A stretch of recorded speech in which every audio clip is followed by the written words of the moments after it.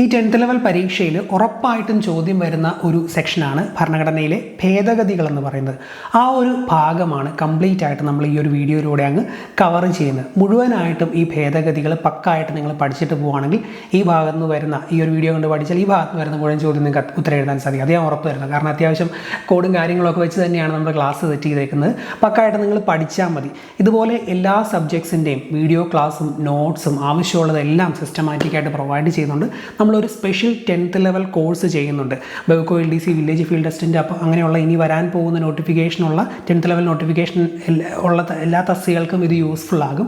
അപ്പോൾ ആ കോഴ്സിൽ ഇതുവരെ ജോയിൻ ചെയ്യാത്തവർ താല്പര്യമുണ്ടെങ്കിൽ ഇന്ന് തന്നെ ജോയിൻ ചെയ്യുക. കറക്റ്റായിട്ട് പഠിക്കാൻ നിങ്ങൾ തയ്യാറാണെങ്കിൽ നിങ്ങൾക്ക് ഈ ഒരു കോഴ്സ് തീർച്ചയായിട്ടും യൂസ്ഫുൾ ആകും. അപ്പോൾ ജോയിൻ ചെയ്യാൻ ആഗ്രഹിക്കുന്നവർ സ്ക്രീനിൽ കാണുന്ന ഈ ഒരു വാട്സാപ്പ് നമ്പറിൽ PSC LDC എന്ന് മെസ്സേജ് അയക്കുക. ഓക്കെ, അപ്പോൾ ഇന്നത്തെ വീഡിയോയിലേക്ക് കിടക്കാം. വീഡിയോയുടെ അവസാനം എക്സ്ട്രാ ആയിട്ട് ഒരു ടോപ്പിക് കൂടെ ഞാൻ പറയുന്നുണ്ട്. അതോടെ പഠിച്ച് കറക്റ്റായിട്ട് മുന്നോട്ട് പോവുക. വീഡിയോയിലേക്ക് കിടക്കാം. 105 ഭേദഗതി വർഷം 2021. ഈ 105 ഭേദഗതി വരുമ്പോൾ ആരായിരുന്നു പ്രധാനമന്ത്രി എന്നൊരു ചോദ്യം ചോദിച്ചാൽ നിങ്ങൾക്ക് നിസ്സംശയം എഴുതാമല്ലോ. കാരണം 2014 തൊട്ട് ഈ 2025 ഈ വീഡിയോ എടുക്കുന്ന ടൈമിലും ഒക്കെ പ്രധാനമന്ത്രി നരേന്ദ്രമോദി തന്നെയാണ് അല്ലേ. അപ്പോൾ അങ്ങനെയുള്ള കാര്യങ്ങൾ നമ്മൾ ആ ഒരു ലോജിക്ക് വെച്ച് എഴുതി ഓർത്തോണം. ചിലപ്പോൾ 2014 മുമ്പുള്ള 2013 ഒരു ഭേദഗതിയാണ് ചോദിക്കുന്നതെങ്കിൽ നമുക്കത് അന്നേരം ആ സമയത്ത് ഓർത്ത മൻമോഹൻ സിംഗ് ആണെന്ന് കിട്ടുമല്ലോ. അത്യാവശ്യം പ്രധാനമന്ത്രിമാരുടെ ഓർഡർ കറക്റ്റായിട്ട് പഠിച്ചവർക്ക്. അപ്പോൾ അങ്ങനെ ഓർത്തിരിക്കാം പ്രധാനമന്ത്രി നരേന്ദ്രമോദിയാണ്. അതുപോലെ തന്നെ 2021 ഈ 105 ഭേദഗതി വരുമ്പോൾ പ്രസിഡന്റ് അല്ലെങ്കിൽ അതിൽ ഒപ്പുവെച്ച പ്രസിഡന്റ് എന്ന് പറയുന്നത് രാംനാഥ് കോവിന്ദാണ്. ഓക്കെ, അപ്പോൾ ഈ ഒരു 105 ഭേദഗതി എന്തിനെ പറ്റിയാണ് പറയുന്നത് എന്ന് ശ്രദ്ധിച്ച് കേട്ട് മനസ്സിലാക്കണം. അല്ലെങ്കിൽ ഇത് പഠിച്ചിട്ട് പോകണം പരീക്ഷയ്ക്ക്. 105 ഭേദഗതി അതായത് 127ാമത്തെ ഭേദഗതി ബില്ലായിരുന്നു ഇത്. ഈ 105 ഭേദഗതി പ്രകാരം സാമൂഹികമായും സാമ്പത്തികമായും പിന്നാക്കം നിൽക്കുന്ന വിഭാഗങ്ങളുടെ പട്ടിക തയ്യാറാക്കുന്നതിൽ സംസ്ഥാനങ്ങളുടെ അവകാശം പുനഃസ്ഥാപിച്ചു. എന്താണ് പറഞ്ഞത്? സാമൂഹികമായും സാമ്പത്തികമായും പിന്നാക്കം നിൽക്കുന്ന വിഭാഗങ്ങളുടെ പട്ടിക തയ്യാറാക്കുന്നതിൽ സംസ്ഥാനങ്ങളുടെ അവകാശം പുനഃസ്ഥാപിച്ച ഭേദഗതിയാണ് 105 ഭേദഗതി. ഇത് 2021 ഓഗസ്റ്റ് 18 രാഷ്ട്രപതിയുടെ അംഗീകാരം ലഭിച്ചത്. അതുകൊണ്ട് ജസ്റ്റ് ഒന്ന് ഓർത്തിരിക്കുക. അതുപോലെ തന്നെ ഈ 105 ഭേദഗതി പ്രകാരം ഭേദഗതി വരുത്തിയ ആർട്ടിക്കിൾസ് അല്ലെങ്കിൽ അനുച്ഛേദങ്ങൾ ഏത് എന്നും കൂടെ അറിഞ്ഞിരിക്കണം. 338B, 342A, 366. ഇതുപോലെ ഇന്ന ഭേദഗതി പ്രകാരം ഏതൊക്കെ അനുച്ഛേദങ്ങളിലാണ് മാറ്റം വന്നത് എന്നൊക്കെ ചോദിക്കാം. 338B, 342A, 366 ഈ 3 ആർട്ടിക്കിൾസിലും ഭേദഗതി അല്ലെങ്കിൽ മാറ്റം വന്നു 105 ഭേദഗതി പ്രകാരം. ഒറ്റവട്ടോടെ പറയാം. സാമ്പത്തികമായും സാമൂഹികമായും പിന്നാക്കം നിൽക്കുന്ന വിഭാഗങ്ങളുടെ പട്ടിക തയ്യാറാക്കുന്നതിൽ സംസ്ഥാനങ്ങളുടെ അവകാശം പുനഃസ്ഥാപിച്ച ഭേദഗതിയാണ് 2021 105 ഭേദഗതി. ഈ ഭേദഗതി പ്രകാരം ചില അനുച്ഛേദങ്ങളിൽ മാറ്റം വന്നു. അവയാണ് 338B, 342A, 366 എന്നീ ആർട്ടിക്കിൾസിൽ ഭേദഗതി വന്നു. ഈ ഭേദഗതി വരുമ്പോൾ പ്രധാനമന്ത്രി നരേന്ദ്രമോദിയാണ്. ഇതിൽ ഒപ്പുവെച്ചത് രാഷ്ട്രപതി രാംനാഥ് കോവിന്ദാണെന്നും ഓർക്കുക. ഓക്കെ, അപ്പോൾ 105 ഭേദഗതി ഏകദേശം ഒരു ഐഡിയ കിട്ടിയല്ലോ.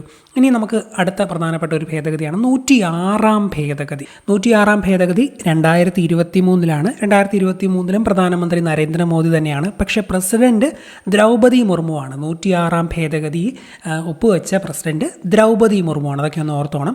ഈ 106 ഭേദഗതിക്ക് ഒരു പ്രത്യേകതയുണ്ട്.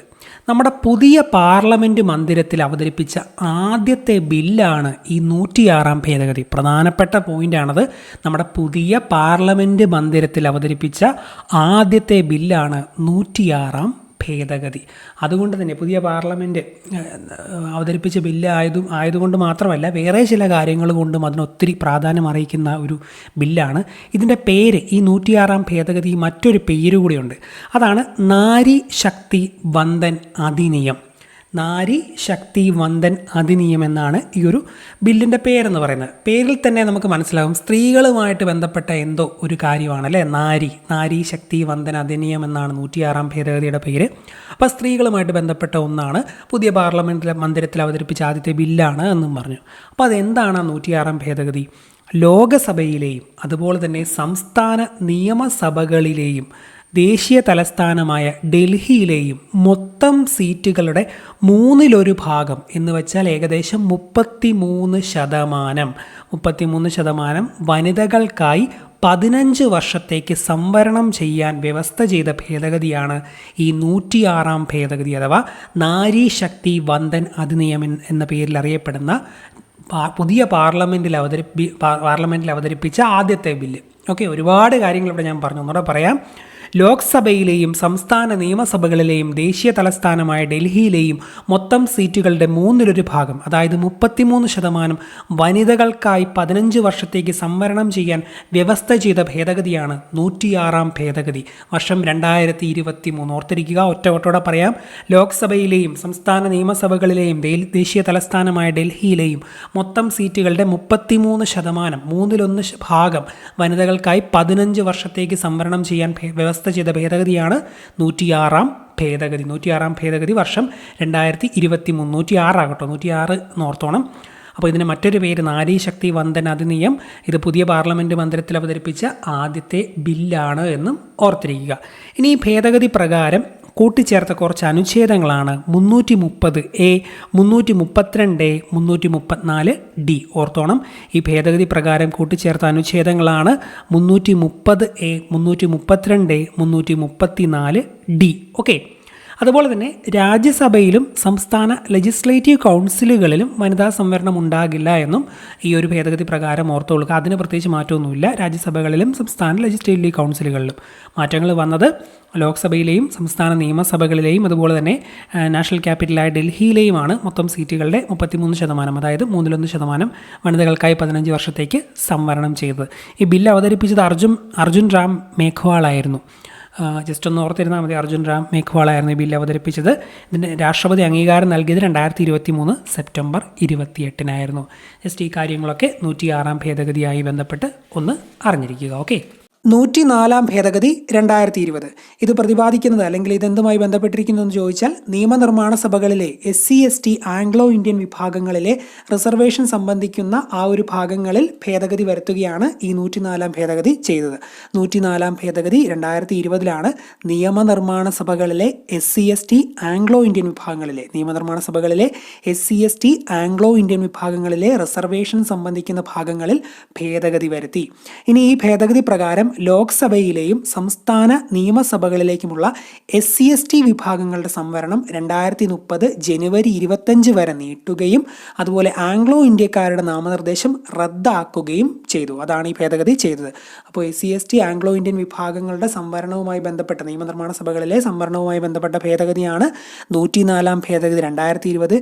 ഇനി അതെങ്ങനെയാണ് ഡീറ്റെയിൽ ആയിട്ട് അതിൻ്റെ കാര്യം അടങ്ങിയിരിക്കുന്നതെന്ന് ചോദിച്ചാൽ ഇത് പ്രകാരം ലോക്സഭയിലെയും സംസ്ഥാന നിയമസഭകളിലേക്കുമുള്ള SC/ST വിഭാഗങ്ങളുടെ സംവരണം 2030 ജനുവരി 25 വരെ SC/ST വിഭാഗങ്ങളുടെ സംവരണം 2030 ജനുവരി 25 വരെ നീട്ടുകയും അതുപോലെ ആംഗ്ലോ ഇന്ത്യക്കാരുടെ നാമനിർദ്ദേശം റദ്ദാക്കുകയും ചെയ്തു. ഒന്നുകൂടെ പറയാം, ഈ ഭേദഗതി പ്രകാരം ലോക്സഭയിലെയും സംസ്ഥാന നിയമസഭകളിലേക്കുമുള്ള SC/ST വിഭാഗങ്ങളുടെ സംവരണം 2030 ജനുവരി 25 വരെ നീട്ടുകയും ആംഗ്ലോ ഇന്ത്യക്കാരുടെ നാമനിർദ്ദേശം റദ്ദാക്കുകയും ചെയ്തു. 104 ഭേദഗതി വർഷം 2020.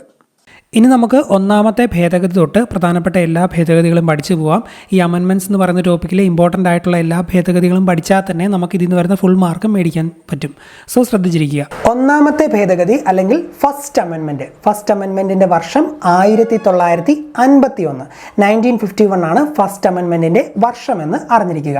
PSC പരീക്ഷയ്ക്ക് ഫസ്റ്റ് അമെൻമെൻറ്റ് വർഷം ചോദിക്കുകയാണെങ്കിൽ ഓപ്ഷൻ വരാൻ സാധ്യതയുള്ളത് 50, 51, 53 ആ രീതിയിൽ 50കളിലെ വാല്യൂസ് ആയിരിക്കും കൂടുതലായിട്ടും വരാൻ സാധ്യത. സോ നിങ്ങൾ ഓർത്തിരിക്കേണ്ടത് ഒന്നാമത്തെ അമെൻമെന്റ് ഒന്നാമത്തെ വർഷം തന്നെയാണ് എന്ന് ഓർത്താൽ മതി. ഒന്നാമത്തെ അമെൻമെന്റ് ഒന്നാമത്തെ വർഷം തന്നെയാണ്. അപ്പോൾ നമുക്ക് 1950കളിലെ ആദ്യത്തെ വർഷം ഏതാണ്? 1951. ഒന്നാമത്തെ അമെൻമെന്റ് ഒന്നാമത്തെ വർഷം 1951. So first അമെൻമെന്റ് 1951. 1951. ഓക്കെ, ഇനി 1, 9 ആ രണ്ട് വാക്കുകൾ തമ്മിലൊരു കണക്ഷൻ ഇല്ലേ? 1 എന്ന വാക്കും ആരംഭിക്കുന്നത് ഒ എന്ന അക്ഷരത്തിലാണ്, 9 എന്ന വാക്ക് ആരംഭിക്കുന്നതും ഒ എന്ന അക്ഷരത്തിലാണ്. ഓക്കെ, അപ്പം ആ വാക്കുകൾ തമ്മിലൊന്ന് കണക്ട് ചെയ്യാം. ഒന്നാമത്തെ അമെൻമെൻറ്റ് വഴിയാണ് 9ാം പട്ടിക അല്ലെങ്കിൽ 9ാം ഷെഡ്യൂൾ ഭരണഘടനയിൽ കൂട്ടിച്ചേർത്തത്. 9ാം പട്ടിക അല്ലെങ്കിൽ 9ാം ഷെഡ്യൂൾ ഭരണഘടനയിൽ കൂട്ടിച്ചേർത്തത് ഒന്നാമത്തെ ഭേദഗതി വഴിയാണ്. വർഷം 1951. ഒന്നാമത്തെ ഭേദഗതി വഴിയാണ് 9ാം പട്ടിക അല്ലെങ്കിൽ 9ാം ഷെഡ്യൂൾ ഭരണഘടനയിൽ കൂട്ടിച്ചേർത്തത്. ഒരു കാര്യം കൂടെ ഫസ്റ്റ് അമെൻമെൻറ്റുമായി ബന്ധപ്പെട്ട് നമ്മൾ അറിഞ്ഞിരിക്കണം. ഈ 1 എന്ന് പറയുന്നത് നമ്മൾ എന്താ പറയുക, സൂചിപ്പിക്കാൻ വേണ്ടി ഈ ചൂണ്ടുവിരൽ ഉപയോഗിക്കാറുണ്ടല്ലോ, 1 അല്ലേ? അപ്പോൾ ചൂണ്ടുവിരൽ ചുണ്ടത്ത് ഇങ്ങനെ വെക്കുകയാണെങ്കിൽ എന്താണ് അർത്ഥം? മിണ്ടരുത് അല്ലെങ്കിൽ ശബ്ദിക്കരുത്, ആ ഒരു രീതിയിലല്ലേ? അഭിപ്രായം പറയരുത് എന്ന് വിചാരിച്ചാൽ മതി. ചൂണ്ടുവിരൽ ചുണ്ടത്ത് വെച്ചാൽ അഭിപ്രായം പറയരുത്, ആവശ്യമില്ലാത്ത കാര്യത്തിൽ അഭിപ്രായം പറയരുത് എന്ന് സൂചിപ്പിക്കാനാണ് എന്ന് ജസ്റ്റ് ഒന്ന് ഓർക്കുക. അടുത്ത പോയിന്റിലേക്ക് കണക്ട് ചെയ്യാം. അടിയന്തരാവസ്ഥ സമയത്ത് അഭിപ്രായ സ്വാതന്ത്ര്യത്തിന് നിയന്ത്രണം ഏർപ്പെടുത്താൻ വ്യവസ്ഥ ചെയ്തത് ഒന്നാമത്തെ ഭേദഗതി വഴിയാണ്. സോ ഒന്നാമത്തെ അമെൻമെൻറ്റ് 1 എന്നത് നമ്മൾ ഈ ചൂണ്ടുവിരൽ കൊണ്ട് സൂചിപ്പിച്ചു. ഒന്നെടുത്ത് ചൂണ്ടുവിരൽ ചുണ്ടത്ത് വെച്ചപ്പോൾ എന്താണ്? മിണ്ടരുത്, അഭിപ്രായം പറയരുത്, അഭിപ്രായ സ്വാതന്ത്ര്യത്തിന് നിയന്ത്രണം ഏർപ്പെടുത്താൻ വ്യവസ്ഥ ചെയ്ത ഭരണഘടനാ ഭേദഗതി. അടിയന്തരാവസ്ഥ സമയങ്ങളിൽ അഭിപ്രായ സ്വാതന്ത്ര്യത്തിന് നിയന്ത്രണം ഏർപ്പെടുത്താൻ വ്യവസ്ഥ ചെയ്ത ഭേദഗതിയാണ് ഒന്നാമത്തെ ഭേദഗതി അല്ലെങ്കിൽ ഫസ്റ്റ് അമെൻമെൻറ്റ്. ഓക്കെ, സോ പറഞ്ഞ പോയിന്റുകളൊന്നുകൂടെ പറയാം. ഫസ്റ്റ് അമെൻമെൻറ്റ് ആദ്യത്തെ വർഷം തന്നെ 1951. 1, 9 ആ വാക്കുകൾ ഒന്ന് ചേർന്നിരിക്കുന്നുണ്ട്, നമുക്ക് കണക്ട് ചെയ്യാം. 9ാം പട്ടിക അല്ലെങ്കിൽ 9ാം ഷെഡ്യൂൾ ഭരണഘടനയിൽ കൂട്ടിച്ചേർത്തത് ഒന്നാമത്തെ അമെൻമെൻറ്റ് വഴിയാണ്. അതുപോലെ തന്നെ അടിയന്തരാവസ്ഥ സമയങ്ങളിൽ അഭിപ്രായം പറയരുത്, അഭിപ്രായ സ്വാതന്ത്ര്യത്തിന് നിയന്ത്രണം ഏർപ്പെടുത്താൻ വ്യവസ്ഥ ചെയ്ത ഭേദഗതിയും ഒന്നാമത്തെ ഭേദഗതിയാണെന്ന് അറിഞ്ഞിരിക്കുക. ഓക്കെ, സോ നെക്സ്റ്റ് അമെൻമെൻറ്റ്, അടുത്തത് നമ്മൾ പഠിക്കേണ്ട പ്രധാനപ്പെട്ട അമെൻമെൻറ്റ് എന്ന് പറയുന്നത് 7ാമത്തെ ഭേദഗതിയാണ്. 7th അമെൻമെൻറ്റ് അല്ലെങ്കിൽ 7ാമത്തെ ഭേദഗതി. വർഷം 1956. 7ാമത്തെ അമെൻമെൻറ്റ് 1956. ആ 7 എന്ന നമ്പർ നമുക്ക് ഈ വർഷമായിട്ടൊന്ന് കണക്ട് ചെയ്യാമല്ലോ. വർഷം നോക്കി 1956. 5, 6. നെക്സ്റ്റ് നമ്പർ ഏതാണ്? 7. അങ്ങനെ തുടർച്ചയായിട്ട് നമുക്ക് എഴുതാമല്ലോ. കോൺസിക്യൂട്ടീവ് നമ്പേഴ്സ് ആയിട്ട് ആ 3 അക്കങ്ങൾ എഴുതാമല്ലോ. അപ്പം 7ാമത്തെ അമെൻമെൻറ്റ് 1956 ആണ് എന്ന് ചെറുതായിട്ടൊന്ന് മനസ്സിൽ കോർത്ത് പോകാമല്ലോ. സോ 1956 ആണ് 7th അമെൻമെൻറ്റ് അല്ലെങ്കിൽ 7ാമത്തെ ഭേദഗതി എന്ന് അറിഞ്ഞിരിക്കുക.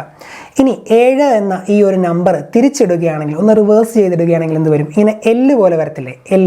എല്ലിൽ നിന്ന് തുടങ്ങുന്ന ഒരു വാക്കാണല്ലോ ഈ ലാംഗ്വേജ് എന്ന് പറയുന്നത്, ഭാഷ. എല്ലിൽ നിന്ന് തുടങ്ങുന്ന വാക്കാണ് ലാംഗ്വേജ് അല്ലെങ്കിൽ ഭാഷ.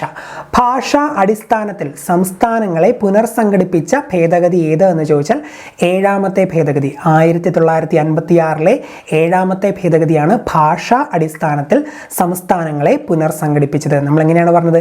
7 എന്ന നമ്പർ തിരിച്ചിട്ടു, അപ്പോൾ എല്ല് വന്നു, എല്ലിൽ നിന്ന് ലാംഗ്വേജിലേക്ക് എത്തി. ലാംഗ്വേജ് എന്ന് പറഞ്ഞാൽ എന്താണ്? ഭാഷ. ഭാഷാ അടിസ്ഥാനത്തിൽ സംസ്ഥാനങ്ങളെ പുനർസംഘടിപ്പിച്ച ഭേദഗതി 1956 7ാമത്തെ ഭേദഗതി അല്ലെങ്കിൽ 7th അമെൻമെൻ്റ് ആണ്. ഒറ്റ പോയിന്റോട് നമ്മൾ ഇതുമായിട്ട് അറിഞ്ഞിരിക്കണം. 7 എന്ന് എഴുതുന്നത് എങ്ങനെയല്ലേ? 7. ഈ 7ൻ്റെ ഈ അറ്റത്ത് നിന്ന് ഇങ്ങനെ ഒരു സംഭവം എഴുതിയാൽ എന്ത് വരും? ജി എന്ന് വരത്തില്ലേ? ജി. ഓക്കെ, ജി എന്ന വാക്കിൽ നിന്ന് ഗവർണറിലേക്ക് നമുക്കെത്താം. ജി എന്ന വാക്കിൽ നിന്ന് ഗവർണറിലേക്ക് എത്താം. ഇതുപോലെ ചെറിയ കണക്ഷനുകളൊക്കെ പറയുന്നത് പെട്ടെന്ന് നമ്മുടെ മനസ്സിലൊന്ന് സ്ട്രൈക്ക് ചെയ്യാൻ വേണ്ടിയാണ്. പരീക്ഷാ സമയത്ത് നമ്മളത് ഓർത്തിരിക്കും, ഞാൻ ഉറപ്പ് തരുന്നു. അപ്പോൾ ഗവർണറിലേക്ക് എത്തിയില്ലേ? ഇനി ഒരു വ്യക്തിയെ തന്നെ 2ഓ അതിലധികമോ സംസ്ഥാനങ്ങളിൽ ഗവർണറായി നിയമിക്കാവുന്നതാണ് എന്ന് വ്യവസ്ഥ ചെയ്ത ഭേദഗതിയും 7ാമത്തെ ഭേദഗതിയാണ്. ഒരു വ്യക്തിയെ തന്നെ 2ഓ അതിലധികമോ സംസ്ഥാനങ്ങളിൽ ഗവർണറായി നിയമിക്കാവുന്നതാണ് എന്ന വ്യവസ്ഥ ചെയ്തതും 7ാമത്തെ ഭേദഗതി വഴിയാണെന്ന് അറിഞ്ഞിരിക്കുക. സോ 2 പ്രധാനപ്പെട്ട പോയിന്റുകൾ 7ാമത്തെ ഭേദഗതിയുമായി ബന്ധപ്പെട്ട് നമ്മൾ പറഞ്ഞു. 7 തിരിച്ചിട്ടാൽ എന്ത് വരും? എല്ല് വരും. എല്ലിൽ നിന്ന് ലാംഗ്വേജ് വന്നു, ഭാഷാടിസ്ഥാനത്തിൽ സംസ്ഥാനങ്ങളെ പുനർസംഘടിപ്പിച്ച ഭേദഗതി 7th അമെൻമെൻറ്റ്. ഇനി 7ൽ നിന്ന് നമ്മൾ എന്താണ് എഴുതിയത്? 7ൽ നിന്ന് ജിയിലേക്ക് എഴുതി, ഇങ്ങനെ ഒരു വട്ടം ഇട്ട് ജിയിലേക്ക് എഴുതി അല്ലേ? ജിയിൽ നിന്ന് ഗവർണറിലേക്ക് എത്തി. ഒരു വ്യക്തിയെ തന്നെ 2ഓ അതിലധികമോ സംസ്ഥാനങ്ങളിൽ ഗവർണറായി നിയമിക്കാം എന്ന് വ്യവസ്ഥ ചെയ്ത ഭേദഗതിയും 7th അമെൻമെൻറ്റ് 1956 7ാമത്തെ അമെൻമെൻ്റ് ആണെന്ന് അറിഞ്ഞിരിക്കുക. വർഷവും നമ്മൾ കണക്ട് ചെയ്തു. 1956 അല്ലേ? 5, 6, അടുത്ത നമ്പറാണ് 7. So 7th amendment. ഓക്കെ, ആ രീതിയിൽ 7ാമത്തെ ഭേദഗതി ഓർത്തിരിക്കുക. സോ നെക്സ്റ്റ് അമെൻമെൻറ്റ്, അടുത്ത് നമ്മൾ പഠിക്കാൻ പോകുന്നത് 9ാമത്തെ ഭേദഗതിയാണ്. 9th amendment. വർഷം 1960. 9th amendment 1960. 60. ഈ 9 എന്ന നമ്പർ തിരിച്ചിട്ടാൽ എന്ത് വരും? 6 എന്ന് വരത്തില്ലേ? സോറി, 9 എന്ന നമ്പർ തിരിച്ചിട്ടാൽ 6 എന്ന് വരും അല്ലേ? 9 എന്ന നമ്പർ തിരിച്ചിട്ടാൽ 6 എന്ന് വരും. 6ൻ്റെ അപ്പുറത്തൊരു 0 ഇട്ടാൽ 60 ആവുമല്ലേ? ചെറുതായിട്ട് നമുക്ക് ആ രീതിയിൽ 9ാമത്തെ അമെൻമെൻറ്റ് 1960 എന്ന് ഒന്ന് ഓർത്തെടുക്കാൻ പറ്റുമല്ലോ. 9 എന്ന നമ്പർ തിരിച്ചിട്ട് 6 എന്ന് വന്നു, ഒരു 0 കൂടെ ഇട്ട് 60 എത്തി. 1960 9ാമത്തെ ഭേദഗതി അല്ലെങ്കിൽ 9ാമത്തെ അമെൻമെൻറ്റ്. അപ്പോൾ 9 തിരിച്ചിട്ട് നമ്മൾ 6ലേക്ക് വന്നല്ലോ. ഈ 6ൽ നിന്ന് ബാറിലേക്ക് നമുക്ക് എത്താമല്ലോ. ബാർ, 6ൽ നിന്ന് ബാറിലേക്ക് എത്താം. ആ വാക്കുകളുടെ ഒരു സാദൃശ്യം കൊണ്ട് 6 ബാർ. ബാറിൽ നിന്ന് ബെറൂബാറി എന്ന വാക്കിലേക്ക് എത്താമല്ലോ. ബെറൂബറി എന്ന വാക്കിലേക്ക് എത്താം 6ൽ നിന്ന്. ഓക്കെ, ബെറൂബറി യൂണിയൻ എന്ന പ്രദേശം പാകിസ്ഥാന് നൽകാൻ വ്യവസ്ഥ ചെയ്ത ഭേദഗതിയാണ് 9ാം ഭേദഗതി. ബെറൂബറി യൂണിയൻ എന്ന പ്രദേശം പശ്ചിമ ബംഗാളിലുള്ള ഒരു പ്രദേശമാണ് ബെറൂബാറി എന്ന പ്രദേശം പാകിസ്ഥാന് നൽകാൻ വ്യവസ്ഥ ചെയ്തത് 9ാമത്തെ ഭേദഗതി വഴിയാണെന്ന് അറിഞ്ഞിരിക്കുക. 1960 9ാമത്തെ ഭേദഗതി വഴിയാണ് ബെറൂബാറി എന്ന പശ്ചിമ ബംഗാളിലെ സ്ഥലം പാകിസ്ഥാന് നൽകാൻ തീരുമാനിച്ചത്. ഇനി 1958 ഇന്ത്യ പാക് ഉടമ്പടി പ്രകാരമാണ് ബെറൂബറി എന്ന സ്ഥലം പാകിസ്ഥാന് നൽകാൻ വ്യവസ്ഥ ചെയ്തത്. 1958 ഉടമ്പടി പ്രകാരം. സോ 9ാം ഭേദഗതി വന്നത് എപ്പോഴാണ്? 1960. 9 തിരിച്ചിട്ട് 6 എന്ന് വന്നു. 6ൽ നിന്ന് ബാറിലേക്ക് എത്തി. ബാറിൽ നിന്ന് ബെറൂബറിയിലേക്ക് എത്തി. ബെറൂബറി പാകിസ്ഥാൻ കൊടുത്ത അല്ലേ? പാകിസ്ഥാൻ കൊടുത്ത ഭേദഗതി ഏതാണ്? 9ാം ഭേദഗതി. 9ാം ഭേദഗതി 1960. മനസ്സിലാക്കിയിരിക്കുക. സോ നെക്സ്റ്റ് വൺ, 11ാം ഭേദഗതി 11th അമെൻമെൻറ്റ്, വർഷം 1961. അത് ഓർത്തിരിക്കാൻ വേണ്ടി 11 എന്ന് എഴുതുന്നത് എങ്ങനെയാണ്? 2 ഒന്നുകൾ അല്ലേ? 2 ഒന്നുകൾ, അതാണ് 11. സോ 2 ഒന്ന് നമ്മൾ വീണ്ടും എടുത്തെഴുതി. എന്തായാലും 1900-കളിലാണ്, 1990s നമുക്കറിയാം. അത് എന്താണ് 1900 ആ ഒരു റേഞ്ചാണെന്ന് നമുക്കറിയാം. 2000-ന് ശേഷം അല്ലല്ലോ 11ാം അമെൻമെൻറ്റ്. സോ 1900 എന്നറിയാം. ഇനി ഏത് വർഷമാണെന്നാണ് കൺഫ്യൂഷൻ. 1900 ആ 9 അങ്ങ് എടുത്തെഴുതി. 9 തിരിച്ചിട്ട് 6 എന്ന് വന്നു. അപ്പോൾ എന്തായി? 1961 അല്ലേ? സോ 1961 11ാമത്തെ ഭേദഗതി 1961 ആണെന്ന് അറിഞ്ഞിരിക്കുക. 11ാമത്തെ അമെൻമെൻറ്റ് 1961. ഇനി 11ാമത്തെ ഭേദഗതി എന്ന് കാണുമ്പോൾ തന്നെ നിങ്ങൾ 2 ഇങ്ങനെ എഴുതിക്കോണം. പിന്നെ മനസ്സിലോർത്തോണം ഏത് 2000-ന് ശേഷമാണോ അതോ അതിന് മുമ്പാണോ. അതിന് മുമ്പാണെങ്കിൽ 1900 അല്ലേ? അപ്പോൾ 9 എഴുതി, 9 തിരിച്ചെഴുതി 1961. വർഷമൊക്കെ ഇതേ രീതിയിൽ 2-3 പ്രാവശ്യം ഒന്ന് പ്രാക്ടീസ് ചെയ്താൽ നമ്മൾ ഓർത്തിരിക്കുന്നതാണ്. അപ്പോൾ 11ാമത്തെ ഭേദഗതി 1961. ഇനി 11 നമുക്ക് വിരൽ കൊണ്ട് സൂചിപ്പിക്കണമെങ്കിൽ എങ്ങനെ സൂചിപ്പിക്കും? ഇങ്ങനെയല്ലേ? നമ്മുടെ 2 കൈയിലെയും ചൂണ്ടുവിരലൊന്ന് പൊക്കി പിടിച്ച് ഇങ്ങനെ 1 എന്നൊക്കെ പൊക്കി കാണിച്ചാൽ 6 കാണിക്കുന്ന പോലെ കാണിച്ചാൽ 11 എന്ന് നമുക്ക് സൂചിപ്പിക്കാൻ പറ്റുമല്ലോ. 11 ഈ രീതിയിൽ. ഇനി ഞങ്ങളൊക്കെ കോളേജിൽ പഠിക്കുമ്പോൾ എന്താണ്, ഈ ആഘോഷങ്ങൾക്കൊക്കെ വേണ്ടിയാണ് ഇങ്ങനെ വിരൽ പൊക്കി ഇങ്ങനെ എന്നൊക്കെ കാണിക്കുന്നത്. സാധാരണ നമ്മൾ ഈ ചെണ്ട കൊട്ടുന്നതിൻ്റെയൊക്കെ മുമ്പ്, വലിയ ചെണ്ട വിദ്വാൻമാരൊക്കെ ചെണ്ട കൊട്ടുന്നതിൻ്റെയൊക്കെ മുമ്പിൽ ആൾക്കാർ പോയിന്ന് ഇങ്ങനെയൊക്കെ വെക്കുന്ന കാണാൻ പറ്റില്ല. അതിനൊക്കെ താളം ഉണ്ടായിരിക്കും, പക്ഷേ അതുപോലെയൊക്കെ താളം പിടിക്കുന്ന കാണാം. എന്തായാലും ഒരു ആഘോഷവുമായി ബന്ധപ്പെട്ട ഒരു എന്താ പറയുക ഗസ്റ്ററാണ് ഇങ്ങനെ കാണിക്കുന്നത്. ഈ 2 അല്ലെങ്കിൽ 2 കൈ ഇങ്ങനെ പൊക്കിയൊക്കെ കാണിക്കുന്ന ആ ഒരു സംഭവം ആഘോഷവുമായി ബന്ധപ്പെട്ട ഒരു സംഭവമാണ്. നമ്മൾ ഏറ്റവും കൂടുതൽ ജീവിതത്തിൽ ആഘോഷിച്ചിരുന്ന അല്ലെങ്കിൽ സെലിബ്രേറ്റ് ചെയ്തിരുന്ന മൊമെൻറ്റ്സ് എപ്പോഴായിരിക്കും ഉണ്ടായിരിക്കുന്നത്? നമ്മുടെ കോളേജ് കാലഘട്ടത്തിലാണല്ലോ. എല്ലാ വ്യക്തികളുടെയും, എത്ര വലിയ പണക്കാരനും ധനികനും ഒക്കെ ആണെങ്കിലും തങ്ങളുടെ കോളേജ് കാലഘട്ടമായിരിക്കും ഏറ്റവും സന്തോഷം നിറഞ്ഞ ആഘോഷം നിറഞ്ഞ കാലഘട്ടം എന്ന് പറയുന്നത്. അപ്പോൾ കോളേജ് എന്ന വാക്കിലേക്ക് ആ രീതിയിലൊന്ന് വളഞ്ഞു ചുറ്റി നമുക്ക് എത്താമല്ലോ. College, okay. കോളേജിൽ നിന്ന് ഇലക്ടറൽ കോളേജിലേക്ക് എത്താമല്ലോ. ഇലക്ടറൽ കോളേജ്, ഉപരാഷ്ട്രപതിയുടെ തിരഞ്ഞെടുപ്പിന് ഇലക്ടറൽ കോളേജ് ഏർപ്പെടുത്തിയ ഭേദഗതിയാണ് 11ാമത്തെ ഭേദഗതി എന്ന് ആ രീതിയിൽ ചെറുതായിട്ടൊന്ന് ബന്ധിപ്പിക്കാൻ പറ്റുമെന്ന് നോക്കി.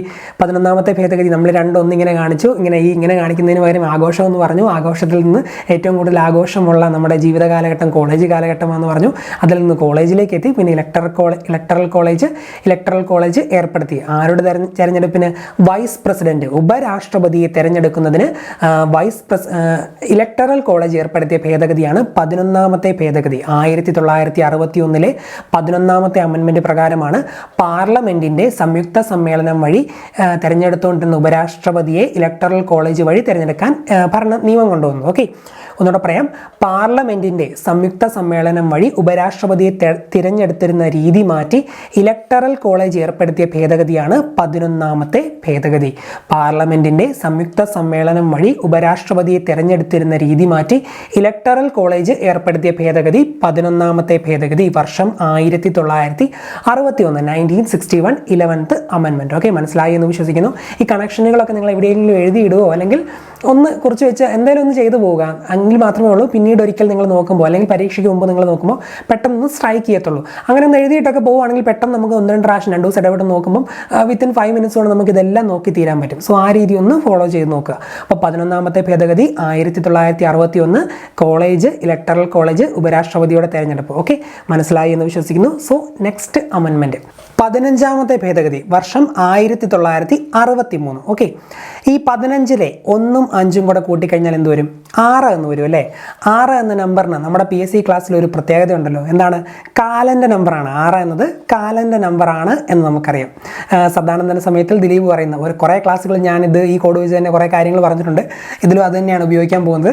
അപ്പോൾ 6 എന്നത് കാലൻ്റെ നമ്പറാണ്. കാലൻ്റെ ഡ്യൂട്ടി എന്താണ്? ചകാറായവരെ യമപുരിയിലേക്ക് കൊണ്ടുപോകുന്നു. അതാണല്ലോ കാലൻ്റെ ഡ്യൂട്ടി. ഇതേ സെയിം ഡ്യൂട്ടി അല്ലെങ്കിൽ ഇതിന് ഉത്തരവിടുന്ന ഒരാൾ നമ്മുടെ ഭൂമിയിലും ഉണ്ട്. ആരെന്നറിയോ? നമ്മുടെ ജഡ്ജിമാർ, കോടതിയിലെ ജഡ്ജിമാർ. അപ്പോൾ 6 എന്ന നമ്പറുമായിട്ട് നമുക്ക് ജഡ്ജിമാരെ ഒന്ന് കണക്ട് ചെയ്യാമല്ലോ. ആ ചിന്താമണി കൊലക്കേസിലെ കറുത്ത കോട്ടൊക്കെ ഇട്ട സുരേഷ് ഗോപി ഒന്ന് ഇമാജിൻ ചെയ്താൽ മതി. പുള്ളി ഇങ്ങനെ എല്ലാവരും കൊല്ലുമല്ലോ. അപ്പോൾ ആ രീതിയിൽ എന്താ പറയുക, വക്കീലും കോടതിയും ജഡ്ജിയും ഒക്കെ നമുക്കൊന്ന് കാലിനുമായിട്ട് വേണമെങ്കിൽ ഒന്ന് കണക്ട് ചെയ്യാം അല്ലേ? തൂക്കിക്കൊല്ലാൻ വിധിക്കുന്നതാണല്ലോ ജഡ്ജി. അപ്പോൾ ആ രീതിയിലൊന്ന് ഓർത്തിരിക്കാം. അപ്പോൾ 6 എന്ന നമ്പർ ജഡ്ജിമാരോട് ചെറുതായിട്ടൊന്ന് കണക്ട് ചെയ്താൽ ജഡ്ജിമാരുടെ റിട്ടയർമെൻറ്റ് പ്രായം 60 ആയിരുന്നു. ഹൈക്കോടതി ജഡ്ജിമാരുടെ റിട്ടയർമെൻറ്റ് പ്രായം 60 ആയിരുന്നു. അത് 62 ആക്കി ഉയർത്തിയ ഭേദഗതിയാണ് 15ാമത്തെ ഭേദഗതി. ഹൈക്കോടതി ജഡ്ജിമാരുടെ വിരമിക്കൽ പ്രായം 60-ൽ നിന്ന് 62-ലേക്ക് ഉയർത്തിയ ഭേദഗതിയാണ് 15ാം ഭേദഗതി. ഇനി വർഷം ഏതാണ്? 62-ലേക്കല്ല ഉയർത്തിയത്, തൊട്ടടുത്ത നമ്പർ 63. 1963 വർഷം. 15ാം ഭേദഗതി 1963. അപ്പം നമ്മൾ 1ഉം 5ഉം കൂടെ കൂട്ടി 6 എന്നെടുത്തു. 6 കാലൻ്റെ നമ്പറാണെന്ന് പറഞ്ഞു. അതുപോലെ തന്നെ വധശിക്ഷയ്ക്ക് വിധിക്കുന്ന ഭൂമിയിലെ വ്യക്തിയാണ് ജഡ്ജി എന്ന് പറയുന്നത്. ജഡ്ജിയുടെ റിട്ടയർമെൻറ്റ് പ്രായം, ഹൈക്കോടതി ജഡ്ജിയുടെ റിട്ടയർമെൻറ്റ് പ്രായം 60 ആയിരുന്നു. അത് 62-ലേക്ക് ഉയർത്തിയ ഭേദഗതിയാണ് 15ാം ഭേദഗതി. 1963-ലെ 15ാം ഭേദഗതി. ഹൈക്കോടതി ജഡ്ജിമാരുടെ വിരമിക്കൽ പ്രായം 60-ൽ നിന്ന് 62-ലേക്ക് ആക്കിയ ഭേദഗതി 15ാം ഭേദഗതി. വർഷം ഏതാണ്? 62-ലേക്കല്ല ഉയർത്തിയത്, അതിൽ നിന്ന് 63-ലേക്ക് എത്താം. 1963. ഓക്കെ, പഠിച്ചു എന്ന് വിശ്വസിക്കുന്നു. So next amendment. നെക്സ്റ്റ് 21ാമത്തെ ഭേദഗതി 1967-ലെ 21ാമത് ഭേദഗതിയാണ് ഇനി പറയാൻ പോകുന്നത്. ആ 21 എന്ന നമ്പർ നോക്കാം. 21 എഴുതുന്നത് എങ്ങനെയാണ്? ഈ ഒരു എന്താ പറയുക, 7 എഴുതുന്ന പോലെയല്ലേ? ഈ താഴത്തെ 1ൻ്റെ താഴത്തെ ആ ഒരു ഭാഗം മാറ്റിയാൽ അത് വേണമെങ്കിൽ 7 എന്ന് നമുക്കൊന്ന് വായിക്കാം. ഇങ്ങനെ ഒന്ന് എഴുതിയാൽ ഒന്ന് 7 എന്നൊന്ന് വായിക്കാം. അപ്പോൾ ആ 7-ൽ നിന്ന് 67-ലെ 7-ലേക്ക് ഒന്ന് എത്താമല്ലോ. 1967 എന്ന് ചെറുതായിട്ടൊന്ന് മനസ്സിൽ എവിടെയെങ്കിലും ഒന്ന് കണക്ട് ചെയ്യാൻ പറ്റുമല്ലോ. എന്തെങ്കിലും ഒരു കണക്ഷൻ ഇല്ലെങ്കിൽ നമുക്ക് കൺഫ്യൂഷൻ വരും. അതാണ് ഞാൻ പറയുന്നത്. 21-നെ ഇനി ആ രീതിയിൽ ഓർത്തോണം. 21-ലെ 1 എടുക്കുന്നു, 1 7 ആക്കുന്നു, 7 എടുത്ത് 67-ലേക്ക് എത്തുന്നു. 60-കളിലായിരിക്കുമെന്ന് നമുക്ക് ഒരുപക്ഷെ പരീക്ഷാ സമയത്ത് ഓർത്തിരിക്കും. പക്ഷേ 67 ആണോ 66 ആണോ എന്നൊക്കെയായിരിക്കും കൺഫ്യൂഷൻ വരുന്നത്. സോ ഈ രീതിയിൽ ഓർക്കുക. 1967 21ാമത്തെ അമെൻമെൻറ്റ്. സോ 21-ലെ 1-ൽ നിന്ന് നമ്മൾ 7-ലേക്ക് എത്തി. 7-ൻ്റെ അടുത്ത നമ്പർ ഏതാണ്? 8. 8ാമത്തെ പട്ടികയിൽ 15ാമത് ഭാഷയായി സിന്ധി ഉൾപ്പെടുത്തിയത് 21ാമത് ഭേദഗതി വഴിയാണ്. 8ാമത്തെ പട്ടികയിൽ 8th ഷെഡ്യൂളാണല്ലോ ലാംഗ്വേജസ്. 8ാമത്തെ പട്ടികയിൽ 15ാമത് ഭാഷയായി സിന്ധി ഉൾപ്പെടുത്തിയത് 21ാമത് ഭേദഗതി വഴിയാണെന്ന് അറിഞ്ഞിരിക്കുക. 1967-ലെ 21ാമത് ഭേദഗതി വഴിയാണ് 8ാമത്തെ പട്ടികയിൽ 15ാമത് ഭാഷയായി സിന്ധി ഉൾപ്പെടുത്തിയത്. 8ാമത്തെ പട്ടികയിൽ 15ാമത് ഭാഷയായി സിന്ധി ഉൾപ്പെടുത്തിയത് 1967-ലെ 21ാമത് ഭേദഗതി വഴിയാണ്. Okay, so next amendment. അടുത്തത് 24ാമത്തെ ഭേദഗതി. 24ാമത്തെ ഭേദഗതി. ഓക്കെ, ശ്രദ്ധിച്ചിരുന്നോണം ഞാൻ ഈ കണക്ഷൻ പറയുന്നത്. 24. ഓക്കെ, 24-ലെ ആ 4 ഞാനിങ്ങെടുത്തു. ഈ 4 എന്ന് പറയുന്ന നമ്പർ രൂപീകരിക്കപ്പെട്ടിരിക്കുന്നത് എന്തൊക്കെ കൊണ്ടാണ്? അതിനെ ഞാനൊന്ന് എന്താ പറയുക, വിഭജിച്ചാൽ ഇങ്ങനെ എഴുതാമല്ലോ. ഇങ്ങനെ ഒരു സാധനവും പ്ലസ് ഇങ്ങനെ ഒരു വരയ്ക്കുന്ന 4-ൻ്റെ ആ സംഭവമില്ല വര, അതും കൂടെ ചേർന്നാണല്ലോ ഈ 4 ഉണ്ടായിരിക്കുന്നത്. ഇനി ആ 4 ഉണ്ടായിരിക്കുന്ന എല്ല് പോലത്തെ സാധനം ഞാനൊന്ന് തിരിച്ചിട്ടാൽ ഇങ്ങനെ എഴുതാമല്ലേ? ഈ ഒരു സാധനവും ഈ ഒരു വരയായിട്ട് ആക്കാമല്ലേ? അതിനെ നമുക്ക് 71 എന്ന് വായിക്കാൻ മേലെ. അതിൽ നിന്ന് 71-ലേക്ക് നമുക്ക് എത്താൻ മേലെ, 1971-ലേക്ക്. സോ 24ാമത്തെ ഭേദഗതി 1971 1971-ലാണ് 24ാമത്തെ ഭേദഗതി. ഞാൻ ഇത്രയും ഡീപ്പായിട്ട് നമ്പറൊക്കെ ഇങ്ങനെ എന്താ പറയുക ഭേദഗതി ചെയ്ത് അല്ലെങ്കിൽ വിഭജിച്ച് ഡിഫറൻഷ്യേറ്റ് ചെയ്തൊക്കെ കാണിച്ചതിൻ്റെ കാരണം എന്നാന്ന് വെച്ചാൽ 4 എന്ന് പറയുന്ന നമ്പറാണല്ലോ ഞാനിങ്ങനെ ഡിഫറൻഷ്യേറ്റ് ചെയ്ത് വിഭജിച്ച് കാണിച്ചത്. മൗലിക അവകാശങ്ങൾ ഉൾപ്പെട്ട ഭരണഘടനയുടെ ഏത് ഭാഗവും ഭേദഗതി ചെയ്യാൻ പാർലമെൻറ്റിന് അധികാരമുണ്ടെന്ന് സ്ഥാപിച്ച ഭേദഗതിയാണ് 24ാമത് ഭേദഗതി. ഏത് ഭാഗവും ഭേദഗതി ചെയ്യാൻ പാർലമെൻറ്റിന് അധികാരമുണ്ടെന്ന് സ്ഥാപിച്ചു. ഈ 24ലെ 4 ഞാൻ മൊത്തത്തിൽ ഒന്ന് ഭേദഗതി ചെയ്ത് 71 ആക്കിയല്ലോ. അതുപോലെ മൗലികാവകാശം ഉൾപ്പെട്ട ഭരണഘടനയുടെ ഏത് ഭാഗവും, മൗലികാവകാശം ഉൾപ്പെട്ടെന്നല്ല ഉൾപ്പെടെ, മൗലികാവകാശങ്ങൾ ഉൾപ്പെടെ ഭരണഘടനയുടെ ഏത് ഭാഗവും ഭേദഗതി ചെയ്യാൻ പാർലമെൻറ്റിന് അധികാരമുണ്ടെന്ന് സ്ഥാപിച്ച ഭേദഗതി 24ാമത്തെ ഭേദഗതി 1971. ഓർത്തിരിക്കുക, 24th അമെൻമെൻറ്റ് 1971 മൗലികാവകാശങ്ങൾ ഉൾപ്പെടെ ഭരണഘടനയുടെ ഏത് ഭാഗവും ഭേദഗതി ചെയ്യാൻ പാർലമെൻറ്റിന് അധികാരമുണ്ടെന്ന് സ്ഥാപിച്ചത്. ആ 4 ഞാൻ മാറ്റി തിരിച്ചു കുറിച്ച് 71 ആക്കിയതൊക്കെ ഒന്ന് ഓർത്താൽ മതി. അപ്പം ഭേദഗതി ചെയ്താണല്ലോ 71 ആക്കിയത്. അപ്പോൾ ഏത് ഭാഗം വേണമെങ്കിലും എന്തും പാർലമെൻറ്റിന് ഭേദഗതി ചെയ്യാമെന്നൊക്കെ ആ രീതിയിലൊന്ന് ചെറുതായിട്ടൊന്ന് മനസ്സിലേക്ക് ഓർത്തു പോവുക. അപ്പോൾ അതാണ്. ഇനി ഒരു ഒറ്റ പോയിന്റൂടെ ആ ചോദ്യവുമായിട്ട് ബന്ധപ്പെട്ട് അറിഞ്ഞിരിക്കണം. അല്ലെങ്കിൽ 24ാം ഭേദഗതിയുമായി ബന്ധപ്പെട്ട് ഭരണഘടനാ ഭേദഗതി ബില്ലിന് രാഷ്ട്രപതി നിർബന്ധമായും അംഗീകാരം നൽകണമെന്ന് വ്യവസ്ഥ ചെയ്തതും ഈ ഭേദഗതി പ്രകാരമാണ്. കോൺസ്റ്റിറ്റ്യൂഷണൽ അമെൻമെൻറ്റ് ബില്ല്, ഭരണഘടനാ ഭേദഗതി ബില്ലിന് രാഷ്ട്രപതി നിർബന്ധമായും അംഗീകാരം നൽകണമെന്ന് വ്യവസ്ഥ ചെയ്തത് ഏത് ഭേദഗതി വഴിയാണെന്ന് ചോദിച്ചാൽ ഏതാണ്? 24ാം ഭേദഗതി. 1971 24ാം ഭേദഗതി വഴിയാണ് ഭരണഘടനാ ഭേദഗതി ബില്ലിന് രാഷ്ട്രപതി നിർബന്ധമായും അംഗീകാരം നൽകണമെന്ന് വ്യവസ്ഥ ചെയ്തത് എന്ന് അറിഞ്ഞിരിക്കുക. സോ 2 പോയിന്റുകളാണ് 1971 24ാം ഭേദഗതി പ്രകാരം നമ്മൾ അറിഞ്ഞിരിക്കേണ്ടത്. ഭരണഘടനാ ഭേദഗതി ബില്ലിന് രാഷ്ട്രപതി നിർബന്ധമായും അംഗീകാരം നൽകണമെന്ന് വ്യവസ്ഥ ചെയ്തു. അതുപോലെ തന്നെ മൗലിക അവകാശങ്ങൾ ഉൾപ്പെടെ ഭരണഘടനയുടെ ഏത് ഭാഗവും ഭേദഗതി ചെയ്യാൻ പാർലമെന്റിന് അധികാരമുണ്ടെന്ന് സ്ഥാപിച്ച ഭേദഗതിയും 1971 24ാമത് ഭേദഗതിയാണെന്ന് അറിഞ്ഞിരിക്കുക. ഓക്കെ, സോ നെക്സ്റ്റ് വൺ 26ാമത്തെ ഭേദഗതി. അതും 71 തന്നെയാണ്. 26ാമത്തെ ഭേദഗതി 71. ഒരു 25 വയസ്സ് വരെയൊക്കെ സാധാരണ വീട്ടിലെ ആൺപിള്ളേർക്കൊക്കെ അച്ഛനമ്മമാർ പേഴ്സി കാശൊക്കെ വെക്കാൻ കൊടുക്കും, പോക്കറ്റ് മണിയൊക്കെ കൊടുക്കും. 25 വയസ്സ് 26 ആയി കഴിയുമ്പം നീ പോയി പണിയെടുത്തോളാൻ പറയും. കാരണം ഒരു 25 വയസ്സ് കഴിഞ്ഞാൽ ഏകദേശം ഒരു ലെവലൊക്കെ മാറിയില്ലേ, കോളേജും കാര്യങ്ങളും PG വരെ കഴിയാൻ സമയമായി. അപ്പോൾ 26ാമത്തെ വയസ്സിൽ ഓർത്താൽ മതി, 26ാമത്തെ വയസ്സിലേക്ക് എത്തുമ്പോൾ പേഴ്സി വെക്കാൻ കാശൊന്നും വീട്ടുകാർ കൊടുക്കത്തില്ല എന്നൊക്കെ ചുമ്മാ ഒന്ന് ഓർത്തി. അപ്പോൾ ഒന്ന് വിഷ്വലൈസ് ചെയ്താൽ മുൻ നാട്ടുരാജാക്കന്മാർക്ക് നൽകിയിരുന്ന പ്രിവി പേഴ്സ് നിർത്തലാക്കിയത് 26ാം ഭേദഗതി പ്രകാരമാണ്. നാട്ടുരാജാക്കന്മാരുടെ പ്രിവി പേഴ്സ്, ആ ടേം ഓർത്തിരിക്കുക, പ്രിവി പേഴ്സ് നിർത്തലാക്കിയത് 26ാം ഭേദഗതി പ്രകാരമാണ്. അതും 71 തന്നെയാണ്. 1971 26ാം ഭേദഗതി. 26th അമെൻമെൻറ്റ് മുൻ നാട്ടുരാജാക്കന്മാർക്ക് നൽകിയിരുന്ന പ്രിവി പേഴ്സ് നിർത്തലാക്കിയ ഭേദഗതി 26ാം ഭേദഗതി, വർഷം 1971 ആണെന്ന് ഓർത്തിരിക്കുക. അടുത്തത് 29ാമത്തെ ഭേദഗതി, വർഷം 1972. 29ാമത്തെ ഭേദഗതി 1972. 29 എന്ന നമ്പർ അവസാനിക്കുന്നത് 9 എന്ന നമ്പറിലാണ്. 72 അവസാനത്തെ രണ്ടക്കങ്ങളായ 7ഉം 2ഉം കൂട്ടിയാലും 9 കിട്ടും. അപ്പോൾ ചെറുതായിട്ട് ആ വർഷവും ഭേദഗതിയും തമ്മിൽ ഒന്ന് കണക്ട് ചെയ്യാമല്ലോ. 29 1972. ഓക്കെ, ഇനി 9 തന്നെ വീണ്ടും എടുക്കാം. 9ാം ഷെഡ്യൂളിൽ കേരള ഭൂപരിഷ്കരണ നിയമങ്ങളെ ഉൾപ്പെടുത്തിയ ഭേദഗതിയാണ് 1972 29ാം ഭേദഗതി. 9ാം ഷെഡ്യൂളിൽ കേരള ഭൂപരിഷ്കരണ നിയമങ്ങളെ ഉൾപ്പെടുത്തി. ഓർത്തിരിക്കുക, 29 എന്ന് നമ്മൾ പറഞ്ഞു. 29 9 ആയിട്ട് കണക്ട് ചെയ്ത് 1972 7നെയും 2നെയും നമ്മൾ കൂട്ടി പറഞ്ഞു. 7ഉം 2ഉം കൂട്ടിയാൽ 9 എന്ന് വരും. ഇനി ആ 9 തന്നെ വീണ്ടും എടുത്തു. 9ാം ഷെഡ്യൂളിൽ കേരള ഭൂപരിഷ്കരണ നിയമങ്ങളെ ഉൾപ്പെടുത്തിയ ഭേദഗതിയാണ് 29ാം ഭേദഗതി. 1972 29ാം അമെൻമെൻറ്റ് പ്രകാരമാണ് കേരള ഭൂപരിഷ്കരണ നിയമങ്ങളെ 9ാം ഷെഡ്യൂളിൽ ഉൾപ്പെടുത്തിയത്. കേരള ഭൂപരിഷ്കരണ നിയമങ്ങൾക്ക് സംരക്ഷണം നൽകിയ ഭേദഗതി ഏതെന്നും ചോദിക്കാം. അതും ഇത് തന്നെയാണ്. കേരള ഭൂപരിഷ്കരണ നിയമങ്ങൾക്ക് സംരക്ഷണം നൽകിയ ഭേദഗതി 29th അമെൻമെൻറ്റ് 1972. ഓക്കെ, ഓർത്തിരിക്കുമെന്ന് വിശ്വസിക്കുന്നു. നെക്സ്റ്റ് അമെൻമെൻറ്റ് 31ാമത് ഭേദഗതി. 31ാമത് ഭേദഗതി, വർഷം 1972 തന്നെയാണ് 31ാമത് ഭേദഗതി. ആ 3 1 കൂട്ടിയാൽ എന്ത് വരും? 4 എന്ന് വരും അല്ലേ. 3 1 കൂട്ടിയാൽ 4 എന്ന് വരും. ഈ 4നെ താഴോട്ടുള്ള വര മാറ്റിയാൽ എന്ത് വരും? ഇങ്ങനെ ഒരു L പോലത്തെ സംഭവം വരത്തില്ലേ, എന്നിൽ നിന്ന് ഇവിടെ നമ്മൾ ഓർത്തെടുക്കേണ്ടത് ലോകസഭയാണ്. നേരത്തെ നമ്മൾ ലാംഗ്വേജ് ഓർത്തായിരുന്നു, ഇനി ഓർക്കേണ്ടത് ലോകസഭ. 3-1 വരുമ്പോൾ ലോകസഭ ഓർത്തോണം. ഇതൊക്കെ ഞാൻ ഈ കണക്ഷൻ പറയുന്നത് ഒരുപക്ഷെ നിങ്ങൾക്ക് പരീക്ഷാ സമയത്ത് ഓർമ്മ വരാൻ വേണ്ടിയാണ്. ചുമ്മാ നമുക്കും പറഞ്ഞു പോകാം എന്ന് പറയാം. 31ാമത്തെ ഭേദഗതി, 72 ലോക്സഭ, അങ്ങനെ എന്താ പറയുക, എല്ലാവരും പറയുന്ന പോലെ ചുമ്മാ പറഞ്ഞു പോയാൽ നമുക്കും ക്ലാസ് പെട്ടെന്ന് തീരും. പക്ഷേ അതിലും നല്ലത് എന്തെങ്കിലും ഒരു കണക്ഷൻ പറയുമ്പോൾ അത് എവിടെയെങ്കിലും എഴുതിയിട്ട് പോകുമ്പോൾ നിങ്ങൾ ആ സംഭവങ്ങളുമായിട്ടൊന്നും സുപരിചിതമായി പോകുമല്ലോ. ഇതിന് പിന്നീട് മറന്നു പോയാലും പരീക്ഷാ സമയത്ത് ഇങ്ങനെയൊക്കെ എന്താ പറയുക, ഒരുപക്ഷെ നിങ്ങളുടെ മനസ്സിലേക്ക് ആ ഒരു സ്പാർക്ക് വന്നേക്കാം. അതുകൊണ്ടാണ് ഞാൻ ഏറ്റവും കൂടുതൽ കോഡുകൾ ഉപയോഗിക്കുന്നത്. കഴിഞ്ഞ ദിവസം കുറച്ച് കമൻറ്റുകൾ വന്നായിരുന്നു, കോഡ് ഓർത്തിരിക്കാൻ എന്തെങ്കിലും കോഡ് പറയുമോ എന്നൊക്കെ. ചിലപ്പം നമ്മളെ വിമർശിച്ചായിരിക്കും അങ്ങനെയൊക്കെ പറഞ്ഞത്. എന്നിരുന്നാലും കോഡ് വെച്ച് പഠിപ്പിക്കുന്നതാണ് ഏറ്റവും ഉപകാരപ്രദമെന്ന് വിചാരിച്ചാണ്, അല്ലെങ്കിൽ എൻ്റെ ഒരു തോന്നലിൽ നിന്നാണ് ഞാൻ ഇങ്ങനെ തന്നെ വീണ്ടും പഠിപ്പിക്കുന്നത്. അപ്പോൾ ഫോളോ ചെയ്യാൻ ശ്രമിക്കുക. ഓക്കെ, ഉപകാരപ്പെടുന്നുണ്ടെന്ന് വിശ്വസിക്കുന്നു. കുറച്ച് പേർക്ക് ഇല്ലെന്നറിയാം, എന്നിരുന്നാലും ഭൂരിഭാഗം പേർക്ക് ഉപകാരപ്പെടുന്നുണ്ടെന്ന് വിശ്വസിക്കുന്നു. അപ്പോൾ 31ാമത്തെ ഭേദഗതിയാണ് 1972. എന്താണ് നമ്മൾ പറഞ്ഞത്? 3-1 കൂട്ടി 4 ഇങ്ങനെ എല്ലാക്കി എഴുതി. അത് ലോക്സഭ എന്ന് വന്നു. ലോക്സഭയിലെ അംഗസംഖ്യ 525 നിന്ന് 545 ആക്കി മാറ്റിയത് 31ാം ഭേദഗതി പ്രകാരമാണ്. വർഷം 72.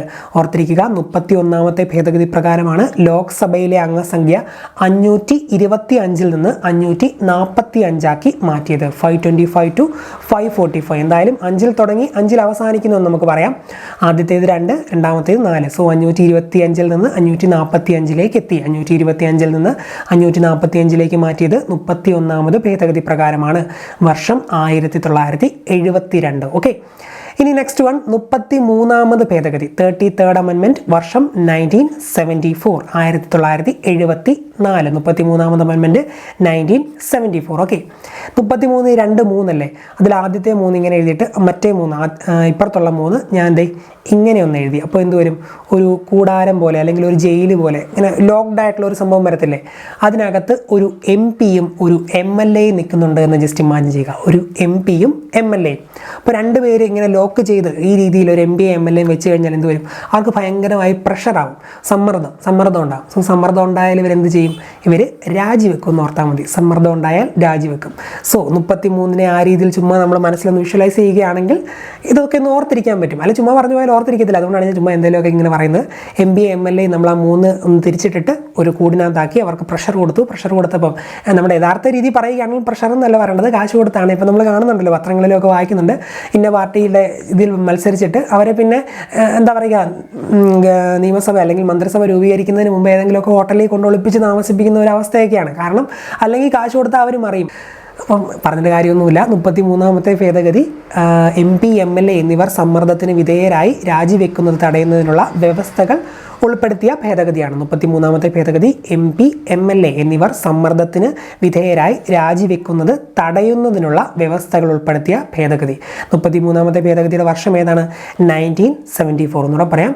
MP, MLA എന്നിവരൊക്കെ സമ്മർദ്ദത്തിന് വഴങ്ങി രാജിവെക്കുന്നതിനെ തടയുന്നതിനുള്ള വ്യവസ്ഥകൾ ഉൾപ്പെടുത്തിയ ഭേദഗതിയാണ് 33rd അമെൻമെൻറ്റ് 1974 എന്ന് അറിഞ്ഞിരിക്കുക. 33ാമത്തെ ഭേദഗതി 1974. ഓക്കെ, സോ നെക്സ്റ്റ് അമെൻമെൻറ്റ് 36ാമത്തെ ഭേദഗതി, വർഷം 1975. വളരെയധികം ഇമ്പോർട്ടൻ്റ് ആണ്. 36th amendment 1975. സിക്കിമിന് സംസ്ഥാന പദവി നൽകിയ ഭേദഗതിയാണ് 1975-ലെ 36ാമത് ഭേദഗതി.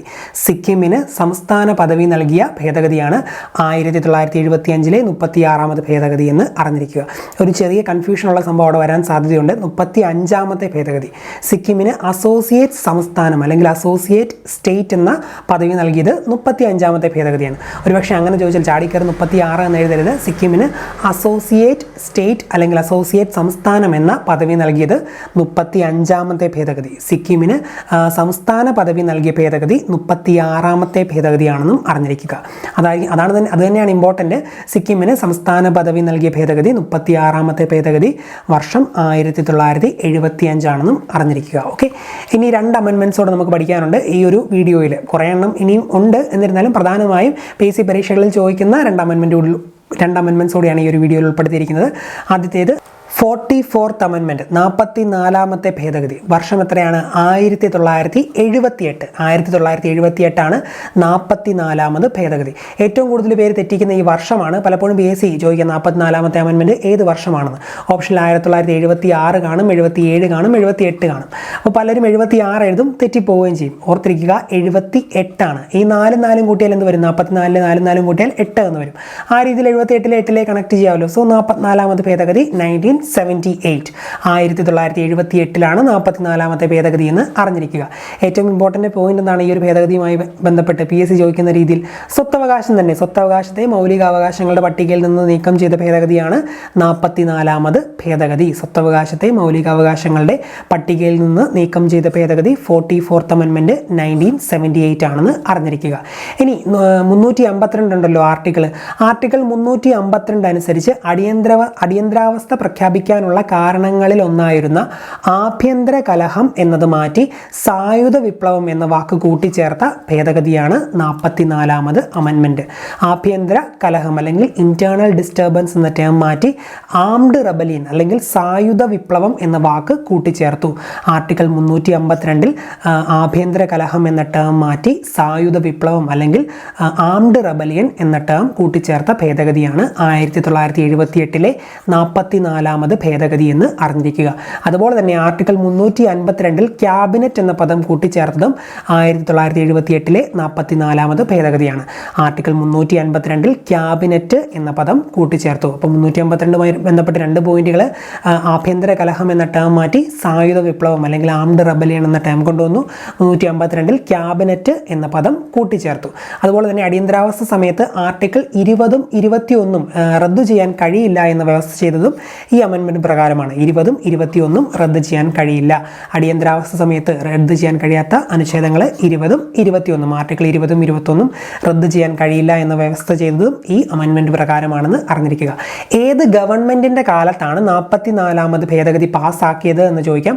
അത് ജനതാ ഗവൺമെൻറ് ആണ്. ജനതാ ഗവൺമെൻറ്റിൻ്റെ കാലത്താണ് 44ാമത് ഭേദഗതി പാസ്സാക്കിയത്. നമ്മുടെ മൊറാർജി ദേശായിയുടെ ഗവൺമെൻറ്, ജനതാ ഗവൺമെൻറ്റിൻ്റെ കാലത്താണ് 44ാമത് ഭേദഗതി പാസ്സാക്കിയത് എന്നും അറിഞ്ഞിരിക്കുക.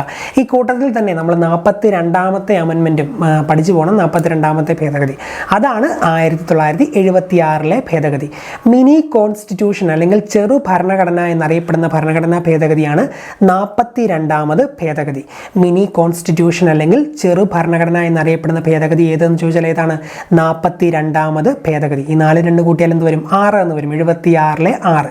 സോ 1976 42ാമത് ഭേദഗതി എന്ന് അറിഞ്ഞിരിക്കുക. ഇനി അടുത്തൊരു പ്രധാനപ്പെട്ട പോയിന്റ് ഉണ്ട്. 42ാം ഭരണഘടനാ ഭേദഗതി വരുത്തിയത് ഏത് കമ്മിറ്റിയുടെ ശുപാർശ പ്രകാരമാണ് എന്ന് ചോദിക്കാം. അത് സ്വരൺ സിംഗ് കമ്മിറ്റിയുടെ ശുപാർശ പ്രകാരമാണ്. സ്വരൺ സിംഗ് കമ്മിറ്റി 42ാം ഭരണഘടനാ ഭേദഗതി വരുത്തിയത് സ്വരൺ സിംഗ് കമ്മിറ്റിയുടെ ശുപാർശ പ്രകാരമാണെന്ന് അറിഞ്ഞിരിക്കുക. സ്വരൺ സിംഗ് കമ്മിറ്റി. അതുപോലെ തന്നെ സോഷ്യലിസ്റ്റ്, സെക്യുലാർ, ഇൻ്റഗ്രിറ്റി എന്നീ 3 വാക്കുകൾ ഭരണഘടനയുടെ ആമുഖത്തിൽ ഭേദഗതി വരുത്തി കൂട്ടിച്ചേർത്തത് ഈ അമെൻമെൻറ്റ് പ്രകാരമാണ്. സോഷ്യലിസ്റ്റ്, സെക്യുലാർ, ഇൻ്റഗ്രിറ്റി ഭരണഘടനയുടെ ആമുഖത്തിൽ ഭേദഗതി വരുത്തി സോഷ്യലിസ്റ്റ്, സെക്യുലാർ, ഇൻ്റഗ്രിറ്റി എന്നീ 3 വാക്കുകൾ കൂട്ടിച്ചേർത്ത ഭേദഗതി 42ാമത് ഭേദഗതി. ഭരണഘടനയുടെ ആമുഖത്തിൽ സോഷ്യലിസ്റ്റ്, സെക്യുലാർ, ഇൻ്റഗ്രിറ്റി എന്നീ 3 വാക്കുകൾ കൂട്ടിച്ചേർത്തത് 42ാമത് ഭേദഗതി പ്രകാരമാണ്. 10 മൗലിക കടമകൾ കൂട്ടിച്ചേർത്ത ഭേദഗതി, അതുപോലെ ഭാഗം 4A ആർട്ടിക്കിൾ 51A എന്നിവയും ഭരണഘടനയിൽ കൂട്ടിച്ചേർത്ത ഭേദഗതി എന്നൊക്കെ ചോദിച്ചാലും ഇത് തന്നെയാണ്. 10 മൗലിക കടമകൾ, അതുപോലെ 4A അല്ലെങ്കിൽ 51A എല്ലാം തുല്യമാണ്.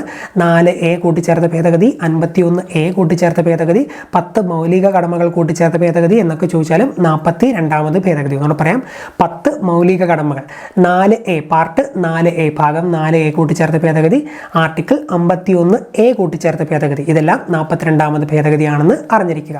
അതുപോലെ തന്നെ അഡ്മിനിസ്ട്രേറ്റീവ് ട്രിബ്യൂണലിനെ കുറിച്ച് ഭാഗം 14A കൂട്ടിച്ചേർത്തതും ഈ ഭേദഗതി പ്രകാരമാണ്. അഡ്മിനിസ്ട്രേറ്റീവ് ട്രിബ്യൂണൽ 14A, അഡ്മിനിസ്ട്രേറ്റീവ് ട്രിബ്യൂണലിനെ കുറിച്ച് 14A കൂട്ടിച്ചേർത്തതും ഈ അമെൻമെൻറ്റ് പ്രകാരമാണ് എന്ന് അറിഞ്ഞിരിക്കുക. അഡ്മിനിസ്ട്രേറ്റീവ് ട്രിബ്യൂണലിനെ കുറിച്ച് 14A കൂട്ടിച്ചേർത്തത് ഈ അമെൻമെൻറ്റ് പ്രകാരമാണെന്നും ഓർത്തിരിക്കുക. സോ എപ്പോഴും ചോദിക്കുന്ന രണ്ട് പ്രധാനപ്പെട്ട അമെൻമെൻറ്റുകളാണ് 42ഉം 44ഉം. ഇത് രണ്ടും എന്തായാലും പഠിച്ചിരിക്കണം, വളരെയധികം ഇമ്പോർട്ടൻ്റ് ആയിട്ടുള്ളതാണ്. കൂടുതലായിട്ട് PSC ചോദിക്കുന്ന രണ്ട് അമെൻമെൻറ്റുകളാണ് എന്നും അറിഞ്ഞിരിക്കുക. ഓക്കെ, അതുപോലെ ഏത് പ്രധാനമന്ത്രിയുടെ കാലത്താണ് 42ാം ഭേദഗതി പാസ്സാക്കിയത് എന്ന് ചോദിക്കാം. ഇന്ദിരാഗാന്ധിയുടെ കാലത്താണ്. 42ാം ഭേദഗതി ഇന്ദിരാഗാന്ധിയുടെ കാലത്താണ് പാസ്സാക്കിയത് എന്ന് അറിഞ്ഞിരിക്കുക. 42ാമത് ഭേദഗതി ഇന്ദിരാഗാന്ധിയുടെ കാലത്ത്. 52ാം ഭേദഗതി വർഷം 1985. 52ാം ഭേദഗതി വർഷം 1985. ആ അക്കങ്ങൾ നോക്കി. 52ാം ഭേദഗതിയിലെ 5ഉം 2ഉം അവ തമ്മിലൊന്ന് ഗുണിച്ചാൽ എന്ത് വരും? 5 ഗുണം 2 10 എന്ന് വരും അല്ലേ? 5 ഗുണം 2 10. 10ാം പട്ടിക ഭരണഘടനയിൽ കൂട്ടിച്ചേർത്തത് ഏത് ഭേദഗതി വഴിയാണെന്ന് ചോദിച്ചാൽ 52ാം ഭേദഗതി. 10ാം പട്ടിക ഭരണഘടനയിൽ കൂട്ടിച്ചേർത്ത ഭേദഗതി 52ാം ഭേദഗതി വർഷം 1985. ഓക്കെ, ഇനി ഒരു പ്രധാനപ്പെട്ട പോയിന്റ് ഉണ്ട്, അതാണ് നമ്മൾ ഏറ്റവും കൂടുതൽ ഓർത്തിരിക്കേണ്ടത്. കൂറുമാറ്റ നിരോധന നിയമം. കൂറുമാറ്റ നിരോധന നിയമം എന്നറിയപ്പെടുന്നത് ഏത് ഭേദഗതിയാണെന്ന് ചോദിക്കാം. അത് 52ാം ഭേദഗതിയാണ്. ആൻറ്റി ഡിഫെക്ഷൻ ലോ അല്ലെങ്കിൽ കൂറുമാറ്റ നിരോധന നിയമം എന്നറിയപ്പെടുന്നത് 52ാം ഭേദഗതിയാണ്. 10ാം പട്ടിക കൂട്ടിച്ചേർത്ത ഭേദഗതി ഏത് എന്ന് ചോദിച്ചാലും 52ാം ഭേദഗതിയാണ്. കൂറുമാറ്റ നിരോധന നിയമം എന്നറിയപ്പെടുന്നതും ആൻറ്റി ഡിഫെക്ഷൻ ലോ എന്നറിയപ്പെടുന്നതും 52ാം ഭേദഗതിയാണ്. ഓക്കെ, ഇനി അത് ഓർത്തിരിക്കാൻ വേണ്ടി ആ 5നെ 2 കൊണ്ട് ഗുണിച്ചപ്പോൾ 10 എന്ന് ലഭിച്ചില്ലേ? ഈ താളവട്ടം സിനിമയിൽ ഒരു സീൻ ഉണ്ടല്ലോ, ഭ്രാന്താശുപത്രിയിൽ നിന്ന് പുറത്ത് ചാടാൻ വേണ്ടി മോഹൻലാൽ ജഗതിക്ക് ഒരു 10 രൂപ ഓഫർ ചെയ്തിട്ട് എൻ്റെ കട്ടിലേ പോയി പുതച്ച് മൂടി കിടക്കണമെന്ന് പറയുന്ന ആ ഒരു സീൻ. അപ്പോൾ ലാസ്റ്റ് ജഗതി സമ്മതിക്കും, 10 രൂപ മേടിച്ചുകൊണ്ട് ആ കട്ടിലേ പോയി കിടക്കും. നിന്റെയൊക്കെ കോപ്രായത്തിന് തൂങ്ങാൻ വേറെ ആളെ നോക്കിക്കും. 10 രൂപ കണ്ടാ നാരായണപിള്ള വരണ്ടോ എന്ന് ചോദിച്ചല്ലോടാ. ചുരുട്ടി കൈ വെച്ചോ, പണത്തിണങ്ങുന്നു.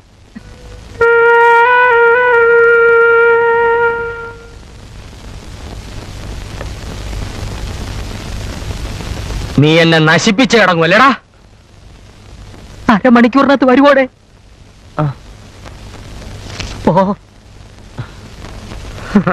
അപ്പോൾ 10 രൂപ തന്നാൽ കൂറ് മാറുമെന്ന് ഓർത്താൽ മതി. 10 രൂപ തന്നാൽ കൂറ് മാറും. 10ാം പട്ടികയിലേക്ക് എത്തി, കൂറുമാറ്റത്തിലേക്കും എത്തി. കൂറുമാറ്റ നിരോധന നിയമം ആൻറ്റി ഡിഫെക്ഷൻ ലോ 52ാം ഭേദഗതി കണക്ട് ചെയ്തു. 10ാം പട്ടികയും കൂറുമാറ്റ നിരോധന നിയമവും 52ലേക്ക് നമ്മൾ ആ രീതിയിലൊന്ന് ബന്ധിപ്പിച്ചിരിക്കുകയാണ്. സോ 52ാം ഭേദഗതി വർഷം 1985 കൂറുമാറ്റ നിരോധന നിയമത്തെ പറ്റി പ്രതിപാദിക്കുന്നു. അതുപോലെ 10ാം പട്ടിക ഭരണഘടനയിൽ കൂട്ടിച്ചേർത്തത് ഏത് ഭേദഗതി വഴിയാണെന്നും ചോദിച്ചാലും 52ാം ഭേദഗതിയാണെന്ന് അറിഞ്ഞിരിക്കുക. ഈ പാർലമെന്റ് അംഗങ്ങളുടെയും അതുപോലെ നിയമസഭ സാമാജികരുടെയൊക്കെ അയോഗ്യതയെ പറ്റി പ്രതിപാദിക്കുന്ന ഭേദഗതിയാണ് ഈ 52ാം ഭേദഗതി. ഓക്കെ, അപ്പോൾ കൂറുമാറ്റ നിരോധന നിയമം 10ാം പട്ടിക കൂട്ടിച്ചേർത്തു. 52ാം ഭേദഗതി 1985. നെക്സ്റ്റ് വൺ 56ാം ഭേദഗതി വർഷം 1987. 56ാം ഭേദഗതിയുടെ വർഷം 1987. ആ അക്കങ്ങളൊന്ന് അടുപ്പിച്ച് എഴുതിക്കുക. 56ാം ഭേദഗതി അല്ലേ? 56 വർഷം ഏതാണ്? 87. 87ലെ അക്കങ്ങളൊന്ന് തിരിച്ചെഴുതിക്കുക. എന്ത് വരും? 8 7 8 എന്ന് വരും അല്ലേ? 5 6 7 8 തുടർച്ചയായിട്ടുള്ള ഒരു കോൺസിക്യൂട്ടീവ് നമ്പേഴ്സ് ആയിട്ട് നമുക്ക് കണക്കാക്കാൻ പറ്റില്ലേ? 5 6 7 8. 56ാം ഭേദഗതി 87ലാണ്. 87ലെ അക്കങ്ങളൊന്ന് റിവേഴ്സ് ചെയ്തപ്പോൾ 78 എന്ന് വന്നു. നമുക്ക് അടുപ്പിച്ച് വായിച്ചാൽ 5 6 7 8 എന്ന് വന്നു. അപ്പോൾ ആ രീതിയിൽ ആ വർഷവും ഭേദഗതിയുടെ നമ്പറുമായിട്ട് കണക്ട് ചെയ്യാമല്ലോ.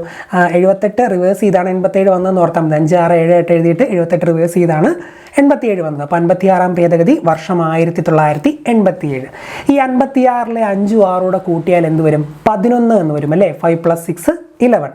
11 എന്ന നമ്പർ നമ്മൾ കൈകൊണ്ട് റെപ്രസെൻറ്റ് ചെയ്യുന്നത് എങ്ങനെയാണ്? ഇങ്ങനെ രണ്ട് കൈയിലെയും ചൂണ്ടുവിരൽ ഉയർത്തിപ്പിടിച്ച് ഇങ്ങനെ സെലിബ്രേഷൻ മോഡിൽ നമ്മൾ സെലിബ്രേഷന് വേണ്ടി കാണിക്കുന്ന ഒരു സിമ്പിളാണല്ലോ. ഇങ്ങനെ കൈപൊക്കി പഞ്ചാബികളെ കാണിക്കുന്ന ആ ഒരു സംഭവം. അപ്പോൾ ഒരു സെലിബ്രേഷൻ മോഡിൻ്റെ ഒരു സിമ്പിളാണ് ഈ 11 എന്ന് കാണിക്കുന്ന ഈ ഒരു രീതി എന്ന് ഓർത്താൽ മതി. അപ്പോൾ അങ്ങനെ ആ ഒരു സംഭവം ഓർമ്മയുണ്ടെങ്കിൽ സെലിബ്രേഷനുമായിട്ട് ബന്ധപ്പെട്ട ഏറ്റവും പ്രശസ്തമായ ഒരു സ്ഥലമാണല്ലോ ഈ ഗോവ. സ്കൂളിലും കോളേജിലും ഒക്കെ പിള്ളേർ എപ്പോഴും ടൂർ പോകണമെന്ന് ആവശ്യപ്പെടുന്ന ടീച്ചർമാരോട് ആവശ്യപ്പെടുന്ന ഒരു സ്ഥലമാണ് ഗോവ. കാരണം ഗോവയിൽ ഭയങ്കര സെലിബ്രേഷനും ബീച്ചും അടിപൊളിയല്ലേ. അപ്പോൾ അതുകൊണ്ട് അങ്ങനെ ഒരു സ്ഥലമായിട്ട് ഗോവയെ നമുക്ക് കണക്ട് ചെയ്യാം. ഓക്കെ, 11ലേക്ക് എത്തി, ഗോവയിലേക്ക് എത്തി. ഇന്ത്യയുടെ 25ാമത് സംസ്ഥാനമായി ഗോവ തിരഞ്ഞെടുക്കപ്പെട്ടത്, അല്ലെങ്കിൽ ഗോവ ഇന്ത്യയുടെ 25ാമത് സംസ്ഥാനമായത് 56ാം ഭേദഗതി വഴിയാണ്. 1987ലെ 56ാം ഭേദഗതി വഴിയാണ് ഇന്ത്യയുടെ 25ാമത് സംസ്ഥാനമായി ഗോവ മാറിയത്. ഓർത്തിരിക്കുക, ഇമ്പോർട്ടൻ്റ് ആണ്. ഇന്ത്യയുടെ 25ാമത് സംസ്ഥാനമായി ഗോവ മാറിയത് 1987ലെ 56ാം ഭേദഗതി വഴി. ഓക്കെ, സോ നെക്സ്റ്റ് അമെൻമെൻറ്റ് 61ാം ഭേദഗതി 61st അമെൻമെൻറ്റ് വർഷം 1988. 61ാം ഭേദഗതി വർഷം 1988. പലപ്പോഴും ഈ 61ാം ഭേദഗതി എന്തുമായി ബന്ധപ്പെട്ടിരിക്കുന്നു എന്ന രീതിയിലാണ് ചോദ്യം വരുന്നത്. അത് അറിയാൻ വേണ്ടി 61-ലെ 6 നമ്മൾ കൂട്ടിയാൽ എന്ത് വരും? 7 എന്ന് വരും അല്ലേ? 18 വയസ്സാക്കി, വോട്ടിംഗ് പ്രായം 18 വയസ്സാക്കിയ ഭേദഗതിയാണ് ഈ 61-ാം ഭേദഗതി. വോട്ടിംഗ് പ്രായം 18 വയസ്സാക്കിയ ഭേദഗതി. 18-ലെ 8-ൽ നിന്ന് 1 പോയാൽ എന്ത് വരും? 7 വരും. 61-ലെ 6 കൂട്ടിയാൽ 7, 18-ലെ 8-ൽ നിന്ന് 1 പോയാലും 7. അങ്ങനെ കോമൺ ആയിട്ട് ഒരു നമ്പറിലേക്ക് കണക്ട് ചെയ്ത് 61-ഉം 18-ഉം നമ്മൾ കണക്ട് ചെയ്തു. വോട്ടിംഗ് പ്രായം 21-ൽ നിന്ന് 18 വയസ്സായി കുറച്ച ഭേദഗതിയാണ് 1988-ലെ 61-ാം ഭേദഗതി. ഇത് പ്രകാരം വോട്ടിംഗ് പ്രായം 21-ൽ നിന്ന് 18 വയസ്സാക്കിയത് 1989-ലാണ്. ഭേദഗതി വന്നത് 88-ൽ, വോട്ടിംഗ് പ്രായം 18 ആക്കിയത് 89-ൽ. ഓർത്തിരിക്കുക, വോട്ടിംഗ് പ്രായം 21-ൽ നിന്ന് 18 ആക്കിയത് 61-ാമത് അമെൻമെന്റ്. വോട്ടിംഗ് പ്രായം 21 വയസ്സിൽ നിന്ന് 18 വയസ്സാക്കിയത് 1988-ലെ 61-ാം ഭേദഗതി. ഇത് വർഷമാണെന്ന് ചോദിച്ചാൽ 89-ആണ്. വോട്ടിംഗ് പ്രായം 21-ൽ 18 വയസ്സായി കുറച്ച് വർഷമെന്ന് ചോദിച്ചാൽ അത് 89-ലാണ്. ഭേദഗതി നടന്നത് 88-ലാണ്. വർഷം അങ്ങനെ ചോദിക്കാറില്ല. ഈ ഒരു സംഭവം മാത്രം അങ്ങ് അറിഞ്ഞിരുന്നാൽ മതി. അതുപോലെ തന്നെ ഭരണഘടനയുടെ 326-ാം വകുപ്പിലാണ് ഭേദഗതി വരുത്തിയത്. ഏത് വകുപ്പിലാണ് എന്ന് ചോദിച്ചാൽ 326. ഭരണഘടനയുടെ 326-ാം വകുപ്പിലാണ് ഈ ഒരു ഭേദഗതി വരുത്തിയത്. വോട്ടിംഗ് പ്രായം 21-ൽ നിന്ന് 18 ആക്കിയ ഭേദഗതി വരുത്തിയത് ഭരണഘടനയുടെ 326-ാം വകുപ്പിലാണെന്നും അറിഞ്ഞിരിക്കുക. സോ 61-ാമത് അമെൻമെന്റ് 18 വയസ്സാക്കി വോട്ടിംഗ് പ്രായം മാറ്റി 21-ൽ നിന്ന് 18. ഓക്കെ, നെക്സ്റ്റ് 65-ാം ഭേദഗതി. 1990-ലെ 65-ാം ഭേദഗതി. 1990-ലെ 65-ാം ഭേദഗതി. 65 ആ അക്കങ്ങൾ തമ്മിലൊന്ന് ഗുണിച്ച് 6 × 5 30 എന്ന് വരും അല്ലേ?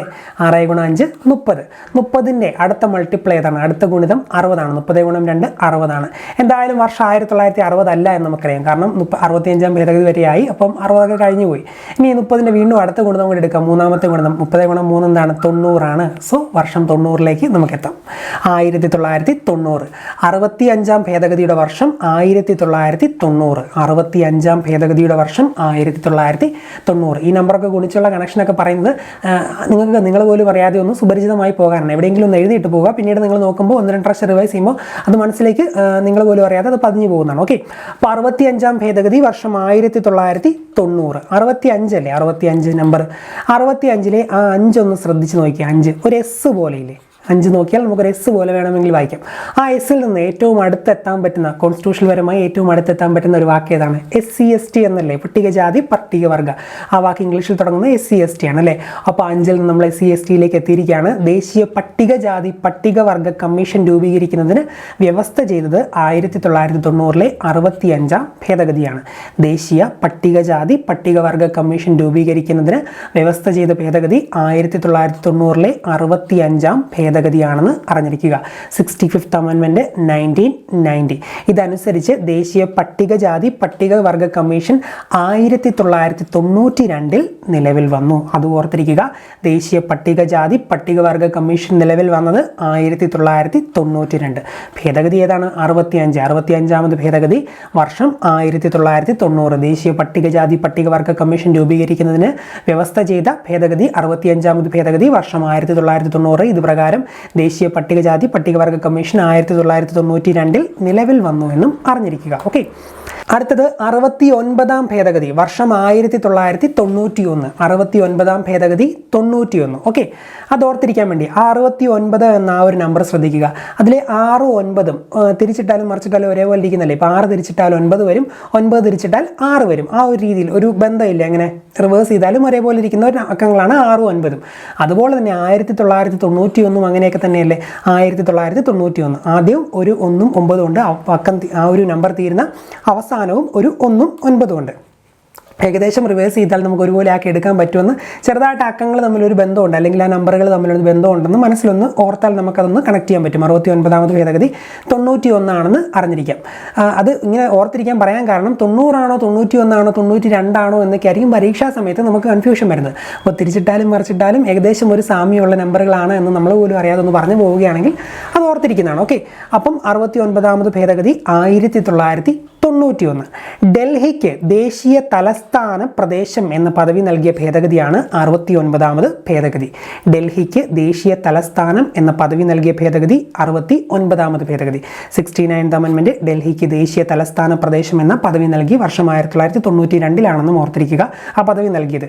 ഓക്കെ, അപ്പോൾ 69-ാമത് ഭേദഗതി പ്രകാരമാണ് ഡൽഹിക്ക് ദേശീയ തലസ്ഥാനം എന്ന പദവി നൽകിയത് എന്ന് അറിഞ്ഞിരിക്കുക. അടുത്തത് 71ാമത് ഭേദഗതി, വർഷം 1992. 71ാമത് ഭേദഗതി 1992. ആ 71-ലെ 7 1 കൂടെ കൂട്ടിയാൽ എന്ത് വരും? 8 എന്ന് വരും അല്ലേ? 7 1 കൂടെ കൂട്ടിയാൽ 8 എന്ന് വരും. ലാംഗ്വേജ്, ഭാഷ എന്ന വാക്കിൽ അല്ലെങ്കിൽ ഭാഷയുടെ ഇംഗ്ലീഷ് വാക്കായ ലാംഗ്വേജിൽ എത്ര അക്ഷരങ്ങളുണ്ട്?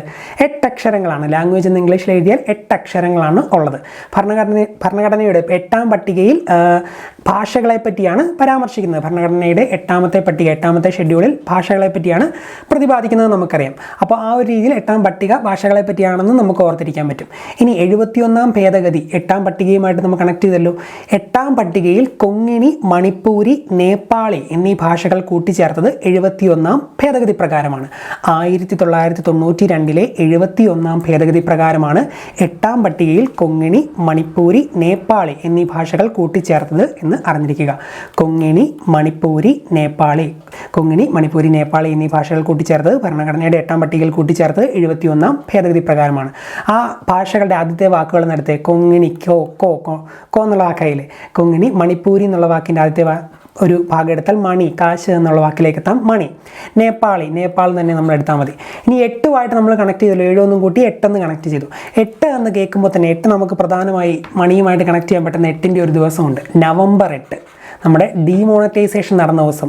നാട്ടിൽ ഒരുപാട് വിപ്ലവം അല്ലെങ്കിൽ വിവാദമൊക്കെ ഉണ്ടാക്കിയ ഒരു ദിവസമായിരുന്നു. 2016 തോന്നുന്നു. 16 നവംബർ 8 ഡീമോണറ്റൈസേഷൻ, നോട്ട് നിരോധനം നടന്ന ദിവസം നവംബർ 8 അല്ലേ? അപ്പോൾ 8 എന്ന് കേൾക്കുമ്പോൾ തന്നെ എല്ലാവർക്കും ഒരു ഞെട്ടലാണല്ലോ. കാരണം നോട്ട് നിരോധിച്ച ആ ഒരു സംഭവം. അപ്പോൾ നോട്ട് നിരോധിച്ച ആ സമയത്ത് കാശെല്ലാം കൊങ്ങിണി കൊണ്ടുപോയി, മണി കൊണ്ടുപോയി നേപ്പാളിലേക്ക് ഓർത്താൽ മതി. അപ്പോൾ കുറേ പേരുടെ ഈ കള്ളനോട്ടൊക്കെ ഉണ്ട്. കള്ളനോട്ടല്ലോ, മറ്റേ കള്ളപ്പണം, ബ്ലാക്ക് മണി നിരോധിക്കാൻ വേണ്ടിയാണല്ലോ നോട്ട് നിരോധനമൊക്കെ നടത്തിയത്. അപ്പം ബ്ലാക്ക് മണി ഉണ്ടായിരുന്നവരെല്ലാം നേപ്പാളിലേക്കൊക്കെ കൊണ്ടുപോയി എന്ന് ഓർത്താൽ മതി. കാശെല്ലാം കൊണ്ടുപോയി നേപ്പാളിലേക്ക്, മണിയെല്ലാം നേപ്പാളിലേക്ക് കൊണ്ടുപോയി എന്ന് ഓർത്തി. മണിയിൽ നിന്ന് മണിപ്പൂരിലേക്ക് എത്താം, കൊണ്ടുപോയി എന്നതിൽ നിന്ന് കൊങ്ങിണിയിലേക്ക് എത്താം, നേപ്പാളിൽ നിന്ന് നേപ്പാളിയിലേക്ക് എത്താം. കൊങ്ങിണി, മണിപ്പൂരി, നേപ്പാളി. അപ്പോൾ 8-ൽ നിന്ന് നമ്മൾ നവംബർ 8-ലേക്ക് എത്തി, നോട്ട് നിരോധനത്തിലേക്ക് എത്തി. മണിയെല്ലാം നേപ്പാളിലേക്ക് കൊണ്ടുപോയി. മണിപ്പൂരി, കൊങ്ങിണി, നേപ്പാളി 3 ഭാഷകൾ 8ാം പട്ടികയിൽ കൂട്ടിച്ചേർത്തു. കണക്ട് ചെയ്തോണം, മനസ്സിൽ ഓർത്തിരുന്നോണം. 71ാം ഭേദഗതി പ്രകാരം കൊങ്ങിണി, മണിപ്പൂരി, നേപ്പാളി എന്നീ ഭാഷകൾ 8ാം പട്ടികയിൽ 8ാമത്തെ ഷെഡ്യൂളിൽ ഉൾപ്പെടുത്തിയെന്ന് അറിഞ്ഞിരിക്കുക. 1992-ലെ 71ാം ഭേദഗതി പ്രകാരം കൊങ്ങിണി, മണിപ്പൂരി, നേപ്പാളി എന്നീ ഭാഷകൾ 8ാം പട്ടികയിൽ 8ാമത്തെ ഷെഡ്യൂളിൽ ഉൾപ്പെടുത്തിയെന്ന് അറിഞ്ഞിരിക്കുക. അടുത്തത് 2 പ്രധാനപ്പെട്ട ഭേദഗതികളാണ്. രണ്ടും ഒരുമിച്ച് നമുക്ക് പഠിച്ചു പോകാം. 73ാം ഭേദഗതിയും 74ാം ഭേദഗതിയും, 73rd അമെൻമെൻറ്റും 74th അമെൻമെൻറ്റും. 73 Panchayati Raj act, 74 municipality നിയമം. 73 പഞ്ചായത്തി രാജ് ആക്ട്, 74 മുനിസിപ്പാലിറ്റി നിയമമാണെന്നും അറിഞ്ഞിരിക്കുക. ഇതൊക്കെ പഠിച്ച് കുറച്ച് നാൾ കഴിയുമ്പോൾ നിങ്ങൾക്ക് വരാൻ പോകുന്ന കൺഫ്യൂഷൻ ഏതെന്ന് ചോദിച്ചാൽ 73 പഞ്ചായത്തി രാജ്, 74 പഞ്ചായത്തി രാജ്, ആ ഒരു രീതിയിലുള്ള കൺഫ്യൂഷൻ ആയിരിക്കും വരാൻ പോകുന്നത്. അത് ഓർത്തിരിക്കാൻ വേണ്ടി 73-ലെ 7 3 കൂടെ കൂട്ടിയാൽ എന്ത് വരും? 10 എന്ന് വരും അല്ലേ? 7 + 3 10. 10 പഞ്ചായത്ത്, രണ്ടും പായിലാണല്ലോ ഉറങ്ങുന്നത്. സോ 73ാമത് ഭേദഗതി പഞ്ചായത്തി രാജ് ആക്ട് അല്ലെങ്കിൽ പഞ്ചായത്തി രാജ് നിയമം എന്നറിയപ്പെടുന്നു. 73ാമത് ഭേദഗതി പഞ്ചായത്തി രാജ് ആക്ട് അല്ലെങ്കിൽ പഞ്ചായത്തി രാജ് നിയമം എന്ന് അറിയപ്പെടുന്നു. ഇനി 7 3 കൂട്ടിയാൽ 10 കഴിഞ്ഞ് തൊട്ടടുത്ത നമ്പർ ഏതാണ്? 11. 11ാം പട്ടിക ഭരണഘടനയിൽ കൂട്ടിച്ചേർത്തു. 73ാം ഭേദഗതി പ്രകാരം 11ാം പട്ടിക ഭരണഘടനയിൽ കൂട്ടിച്ചേർത്തു. പഞ്ചായത്തി രാജിന് ഭരണഘടനാ സാധുത നൽകിയ ഭേദഗതി ഏത് എന്ന് ചോദിച്ചാലും 73ാം ഭേദഗതിയാണ്. അതുപോലെ 11ാം പട്ടിക ഭരണഘടനയിൽ കൂട്ടിച്ചേർത്ത ഭേദഗതി ഏത് എന്ന് ചോദിച്ചാലും 73ാം ഭേദഗതിയാണ്. പഞ്ചായത്തി രാജ് ആക്ട് എന്നറിയപ്പെടുന്നു. പഞ്ചായത്തി രാജിന് ഭരണഘടനാ സാധുത നൽകി 11ാം പട്ടിക ഭരണഘടനയിൽ കൂട്ടിച്ചേർത്ത ഭേദഗതി 73ാം ഭേദഗതി. ഒരു പ്രധാനപ്പെട്ട പോയിന്റ് കൂടിയുണ്ട്. ആർട്ടിക്കിൾ 243 മുതൽ 243 O വരെ, 243 മുതൽ 243 O വരെ ഭരണഘടനയുടെ ഭാഗം 9 കൂട്ടിച്ചേർത്തു. 243 മുതൽ 243 O വരെ ഭരണഘടനയുടെ ഭാഗം 9 കൂട്ടിച്ചേർത്തു എന്ന് അറിഞ്ഞിരിക്കുക. ആ 243 എല്ലാ അക്കങ്ങളൊന്നും കൂട്ടി നോക്കിയാൽ 4 3 7 7 2 9 ഭാഗം 9ലേക്ക് കണക്ട് ചെയ്യാമല്ലോ. സോ 243 മുതൽ 243 O വരെ ഏത് ഭാഗത്താണ് കൂട്ടിച്ചേർത്തത്? ഭാഗം 9. ആർട്ടിക്കിൾ 243 മുതൽ 243 O വരെ ഭരണഘടനയുടെ ഭാഗം 9 കൂട്ടിച്ചേർത്ത ഭേദഗതി 1992-ലെ 73ാം ഭേദഗതിയാണെന്ന് അറിഞ്ഞിരിക്കുക. പഞ്ചായത്തി രാജ് ആക്ട് എന്ന് അറിയപ്പെടുന്നു. പഞ്ചായത്തി രാജിന് ഭരണഘടന ഭരണഘടന സാധുത നൽകി. 11ാം പട്ടിക ഭരണഘടനയിൽ കൂട്ടിച്ചേർത്ത ഭേദഗതി ഏത് എന്നൊക്കെ ചോദിച്ചാലും 73ാം ഭേദഗതിയാണ്. ഒന്നുകൂടെ ഞാൻ 73ാം ഭേദഗതിയെ പറ്റി പറയാം, കാരണം അത് ഇമ്പോർട്ടൻ്റ് ആയതുകൊണ്ട്. 73ലെ അക്കങ്ങൾ നമ്മൾ കൂട്ടി നോക്കിയപ്പോൾ എന്ത് വരുന്നു? 7 3 10, 10 5 പഞ്ചായത്ത്. 73ാം ഭേദഗതി പഞ്ചായത്തി രാജ് ആക്ട് അല്ലെങ്കിൽ പഞ്ചായത്തി രാജ് നിയമം എന്നറിയപ്പെടുന്നു. പഞ്ചായത്തി രാജിന് ഭരണഘടനാ സാധുത നൽകിയ ഭേദഗതി ഏത് എന്ന് ചോദിക്കാം, അത് 73ാം ഭേദഗതി. അതുപോലെ തന്നെ 7 3 കൂട്ടിയപ്പോൾ 10 എന്ന് വന്നു. 10 കഴിഞ്ഞ് വരുന്ന അടുത്ത നമ്പർ 11 ആണെന്ന് പറഞ്ഞു. ആ 11 വെച്ച് 11ാം പട്ടിക ഭരണഘടനയിൽ കൂട്ടിച്ചേർത്ത ഭേദഗതി 73ാം ഭേദഗതി എന്ന് പഠിച്ചു. അതുപോലെ തന്നെ ആർട്ടിക്കിൾ 243 മുതൽ 243 O വരെ ഏത് ഭാഗത്താണ്? ഭാഗം 9. 243 മുതൽ 243 O വരെ ഭാഗം 9 കൂട്ടിച്ചേർത്തത് 73ാം ഭേദഗതിയാണെന്ന് അറിഞ്ഞിരിക്കുക. നെക്സ്റ്റ് വൺ 74ാം ഭേദഗതി. ഇതിൻ്റെ തുടർച്ചയായിട്ട് തന്നെയുള്ളതാണ്. നമ്മൾ പറഞ്ഞ ഏതാണ്? മുനിസിപ്പാലിറ്റി നിയമം, നഗരപാലിക നിയമം അല്ലെങ്കിൽ മുനിസിപ്പാലിറ്റി നിയമം എന്നറിയപ്പെടുന്നത് 74ാം ഭേദഗതിയാണ്. നഗരപാലിക നിയമം അല്ലെങ്കിൽ മുനിസിപ്പാലിറ്റി നിയമം എന്നറിയപ്പെടുന്നത് 74ാം ഭേദഗതി. ഭാഗം 9 ഭരണഘടനയിൽ കൂട്ടിച്ചേർത്ത് ഭേദഗതി ഏത് എന്ന് ചോദിച്ചാലും 74ാം ഭേദഗതി. ഭാഗം 9 ഏതാണ്? അത് 73. എന്നാൽ ഭാഗം 9 ഭരണഘടനയിൽ കൂട്ടിച്ചേർത്ത ഭേദഗതി ഏതെന്ന് ചോദിച്ചാൽ 74ാം ഭേദഗതി. ഭാഗം 9 ഭരണഘടനയിൽ കൂട്ടിച്ചേർത്ത ഭേദഗതി 74ാം ഭേദഗതി. നേരത്തെ ആർട്ടിക്കിൾ 243 മുതൽ 243 O വരെയല്ലേ പറഞ്ഞത്? 73ാം ഭേദഗതിയിൽ. ഇനി 74ാം ഭേദഗതിയിൽ തൊട്ടടുത്ത ആർട്ടിക്കിൾ തൊട്ട് 243 P മുതൽ, O കഴിഞ്ഞ ലെറ്റർ ആണല്ലോ P, 243 P മുതൽ 243 ZG വരെ ഭരണഘടനയിൽ കൂട്ടിച്ചേർത്തു അല്ലെങ്കിൽ ഭാഗം 9ൽ കൂട്ടിച്ചേർത്തു. 243 P മുതൽ 243 ZG ആർട്ടിക്കിൾ ഓർത്തിരിക്കുക. 243 P മുതൽ 243 ZG വരെ. ഓക്കെ, ഭാഗം 9 ഭരണഘടനയിൽ കൂട്ടിച്ചേർത്തു. ആർട്ടിക്കിൾ ഏതൊക്കെയാണ്? 243 P മുതൽ 243 ZG വരെ. 73ാം ഭേദഗതിയിൽ 11ാം പട്ടിക കൂട്ടിച്ചേർത്തു എന്ന് പറഞ്ഞല്ലേ? 73ാം ഭേദഗതിയിൽ 11ാം പട്ടിക കൂട്ടിച്ചേർത്തു. എന്നാൽ 74ാം ഭേദഗതിയിൽ 12ാം പട്ടിക ഭരണഘടനയിൽ കൂട്ടിച്ചേർത്തു എന്ന് അറിഞ്ഞിരിക്കുക. 74ാം ഭേദഗതിയിൽ 12ാം പട്ടിക ഭരണഘടനയിൽ കൂട്ടിച്ചേർത്തു. 73ൽ 11, 74ൽ 12. അപ്പോൾ ഇത്രയുമാണ് 73ഉം 74നെയും പറ്റി നിങ്ങൾ അറിഞ്ഞിരിക്കേണ്ടത്. ഇത് രണ്ടും വളരെയധികം ഇമ്പോർട്ടൻ്റ് ആണ്. ഈ പറഞ്ഞ പോയിന്റുകളെല്ലാം പഠിച്ച് തന്നെ പരീക്ഷയ്ക്ക് ഏതൊരു പരീക്ഷയ്ക്കാണെങ്കിലും നിങ്ങൾ പൊക്കണം. ഓക്കെ, 84ാം ഭേദഗതി 2001. ഇവിടെ 2001 എന്നാണ് കൊടുത്തേക്കുന്നത്. ചില ഭേദഗതികൾക്ക് ഒരു പ്രത്യേകതയുണ്ട്. ഇപ്പം റാങ്ക് ഫയൽ എടുത്താലും ഗൈഡ് എടുത്താലും ഒക്കെ നിങ്ങളൊരു വർഷം കാണും, പക്ഷേ അത് എൻഫോഴ്സ് ചെയ്തേക്കുന്നത് തൊട്ടടുത്ത വർഷമായിരിക്കും. PSCയുടെ ഉത്തരസൂചിക പ്രകാരമുള്ള വർഷമൊക്കെ ആയിരിക്കും ഈ റാങ്ക് ഫയലിലും ഗൈഡുകളിലൊക്കെ കൊടുത്തേക്കുന്നത്. അങ്ങനെ എൻഫോഴ്സ് ചെയ്തത് തൊട്ടടുത്ത വർഷമായിട്ടുള്ള ഒരു ഭേദഗതിയും കൂടിയാണിത്. ഇത് എൻഫോഴ്സ് ചെയ്തത് 2002ലാണ്. പക്ഷേ നമ്മളവിടെ നോക്കിയാലും 84ാം ഭേദഗതി 2001 ആയിരിക്കും നിങ്ങൾ ഗൈഡുകളൊക്കെ നോക്കിയാൽ കാണുന്നത്. ഓക്കെ, എന്തായാലും വർഷം അങ്ങനെ ചോദിക്കാൻ സാധ്യതയില്ലെന്ന് തന്നെയാണ് ഞാൻ പ്രതീക്ഷിക്കുന്നത്. ചില പ്രത്യേക ഭേദഗതികൾ മാത്രമേ വർഷം എടുത്ത് ചോദിക്കത്തുള്ളൂ. അപ്പോൾ 84ാം ഭേദഗതി നമ്പറാണ് നമ്മൾ ഓർത്തിരിക്കേണ്ടത്. 84 നമ്പർ വെച്ചാണ് ഇത് എന്തുമായി ബന്ധപ്പെട്ടിരിക്കുന്നതെന്ന് നമ്മൾ കണക്ട് ചെയ്യാൻ പോകുന്നത്. 84 ആണല്ലോ. ഈ 84ലെ അക്കങ്ങൾക്കൊരു പ്രത്യേകതയുണ്ട്. 4ഉം 8ഉം. 2ൻ്റെ സ്ക്വയർ ആണ് 4, 2ൻ്റെ ക്യൂബാണ് 8. 2ൻ്റെ സ്ക്വയർ 4, 2ൻ്റെ ക്യൂബ് 8. ഇതിപ്പോൾ നിങ്ങൾ ആരോട് ചോദിച്ചാലും നിങ്ങൾക്ക് എല്ലാവർക്കും അറിയാമായിരിക്കും. പക്ഷേ വിദ്യാഭ്യാസമൊന്നും ഇല്ലാത്ത, സ്കൂളിലൊന്നും പോയിട്ടില്ലാത്ത, വീട്ടിലൊതുങ്ങി കഴിയുന്ന, ഈ ചട്ടിയും ജാറും ഒക്കെ കഴുകി വീട്ടിൽ അടുക്കളപ്പണിയൊക്കെ ചെയ്ത് ജീവിക്കുന്ന ഒരാളോട്, സ്കൂളേ കണ്ടിട്ടില്ലാത്ത ഒരാളോട് 2ൻ്റെ സ്ക്വയർ എത്രയാണ്, 2ൻ്റെ ക്യൂബ് എത്രയാണെന്നൊക്കെ ചോദിച്ചാൽ അവർക്കറിയാവോ? ഒരിക്കലും ഇല്ല. അവർക്ക് അതിൻ്റെ ഉത്തരം അറിയില്ല. അപ്പോൾ ചട്ടിയും ജാറും ഒക്കെ കഴുകി സ്കൂളിലൊന്നും പോകാത്ത, സ്കൂളിലെ അസംബ്ലി ഒന്നും കാണാത്ത, ലോകത്തെക്കുറിച്ചുള്ള കാര്യങ്ങളൊന്നും പഠിക്കാത്ത ഒരാൾക്ക് ഇതിൻ്റെ ഉത്തരം അറിയില്ല എന്ന് ഓർത്തിരിക്കുക. അല്ലെങ്കിൽ അങ്ങനെ ഒരു സെൻറ്റൻസ് ഒന്ന് മനസ്സിലേക്ക് കൊണ്ടുവന്നേ. ഒന്നുകൂടെ സെൻറ്റൻസ് പറയാം. സെൻറ്റൻസ് പറയുന്നതിന് കാരണം എന്താണെന്ന് നിങ്ങൾക്ക് വഴിയെ മനസ്സിലാവും. അപ്പം ചട്ടിയും ജാറും ഒക്കെ കഴുകിയിരിക്കുന്ന ഒരാളോട് ഇങ്ങനെ ചോദിച്ചാൽ ഉത്തരം അറിയില്ല എന്ന് പറഞ്ഞു. സ്കൂളിലൊന്നും പോകാത്ത, സ്കൂളിലാണല്ലോ അസംബ്ലി, അതുപോലെ സ്കൂളിലാണല്ലോ ലോകത്തെപ്പറ്റി, ലോക ചരിത്രമൊക്കെ പഠിപ്പിക്കുന്നത്. അപ്പോൾ ലോകം, അസംബ്ലി, ചട്ടി, ജാറ്, ഉത്തരം അറിയില്ല എന്നുള്ള വാക്കുകളൊക്കെ പറഞ്ഞല്ലോ. പറയാൻ കാരണം ഛത്തീസ്ഗഡ്, ചട്ടിയിൽ നിന്ന് ഛത്തീസ്ഗഡിലേക്ക് എത്താം. ഛത്തീസ്ഗഡ്, ജാർഖണ്ഡ്, ഉത്തരാഖണ്ഡ് എന്നീ 3 സംസ്ഥാനങ്ങൾ നിലവിൽ വന്നത് 84ാം ഭേദഗതി പ്രകാരമാണ്. പിന്നെ സ്കൂളിലെ അസംബ്ലിയുടെയും ലോകചരിത്രം, ലോകത്തെ പറ്റിയൊക്കെ പറഞ്ഞല്ലോ. ലോക്സഭാ മണ്ഡലങ്ങളുടെയും സംസ്ഥാന അസംബ്ലി മണ്ഡലങ്ങളുടെയും എണ്ണം 2026 വരെ തൽസ്ഥിതി തുടരുവാൻ വ്യവസ്ഥ ചെയ്തതും ഈ ഭേദഗതി പ്രകാരമാണ്. ഇനി മറന്നു പോകത്തില്ലല്ലോ. 84ാം ഭേദഗതി ഭേദഗതി. ഛത്തീസ്ഗഡ്, ഉത്തരാഖണ്ഡ്, ജാർഖണ്ഡ് എന്നീ 3 സംസ്ഥാനങ്ങൾ നിലവിൽ വന്നത് ഈ ഭേദഗതി പ്രകാരമാണ്. ലോക്സഭാ മണ്ഡലങ്ങളുടെയും സംസ്ഥാന അസംബ്ലി മണ്ഡലങ്ങളുടെയും എണ്ണം 2026 വരെ തൽസ്ഥിതി തുടരുവാൻ വ്യവസ്ഥ ചെയ്തത് ഈ ഭേദഗതി പ്രകാരമാണ്. പ്രധാനമന്ത്രി AB വാജ്പേയി, അതുപോലെ പ്രസിഡന്റ് KR നാരായണൻ. എല്ലാത്തിനും ഞാൻ ഈ പ്രധാനമന്ത്രിയും പ്രസിഡന്റും എടുത്ത് അങ്ങനെ പറയുന്നില്ല. നിങ്ങൾ ഇവിടെ ഉണ്ടെങ്കിലും ജസ്റ്റ് ഒന്ന് നോട്ട് ചെയ്ത് ഓർത്ത് പോയാൽ മതി. കാലയളവ് എല്ലാ പ്രസിഡന്റിൻ്റെയും പ്രധാനമന്ത്രിമാരുടെയും നിങ്ങൾ പഠിക്കണം. അപ്പോൾ ഭേദഗതി ഏത് വർഷമാണെന്ന് ഓർമ്മയുണ്ടെങ്കിൽ ഇങ്ങനെ ഒരുപക്ഷെ ചോദിച്ചാൽ ഉത്തരം എഴുതാൻ സാധിക്കും. ഇപ്പോൾ 5 വർഷം അല്ലെങ്കിൽ 10 വർഷം ഭരിച്ച പ്രധാനമന്ത്രിമാരും പ്രസിഡന്റുമാരും ഒക്കെ ഉണ്ടല്ലോ ഇരുന്ന സമയങ്ങളിൽ. അപ്പോൾ അതൊക്കെ എല്ലാം നിങ്ങളൊന്ന് ഓർത്തിരുന്നോണം. ഇപ്പോൾ 2001 അല്ലേ, അപ്പോൾ പ്രധാനമന്ത്രി AB വാജ്പേയി ആണ്, പ്രസിഡന്റ് KR നാരായണൻ. പറഞ്ഞ പോയിന്റ് ഒന്നുകൂടെ പറയാം. ഛത്തീസ്ഗഡ്, ഉത്തരാഖണ്ഡ് ജാർഖണ്ഡ് എന്നീ 3 സംസ്ഥാനങ്ങൾ നിലവിൽ വന്നു. ഛത്തീസ്ഗഡ്, ഉത്തരാഖണ്ഡ്, ജാർഖണ്ഡ്.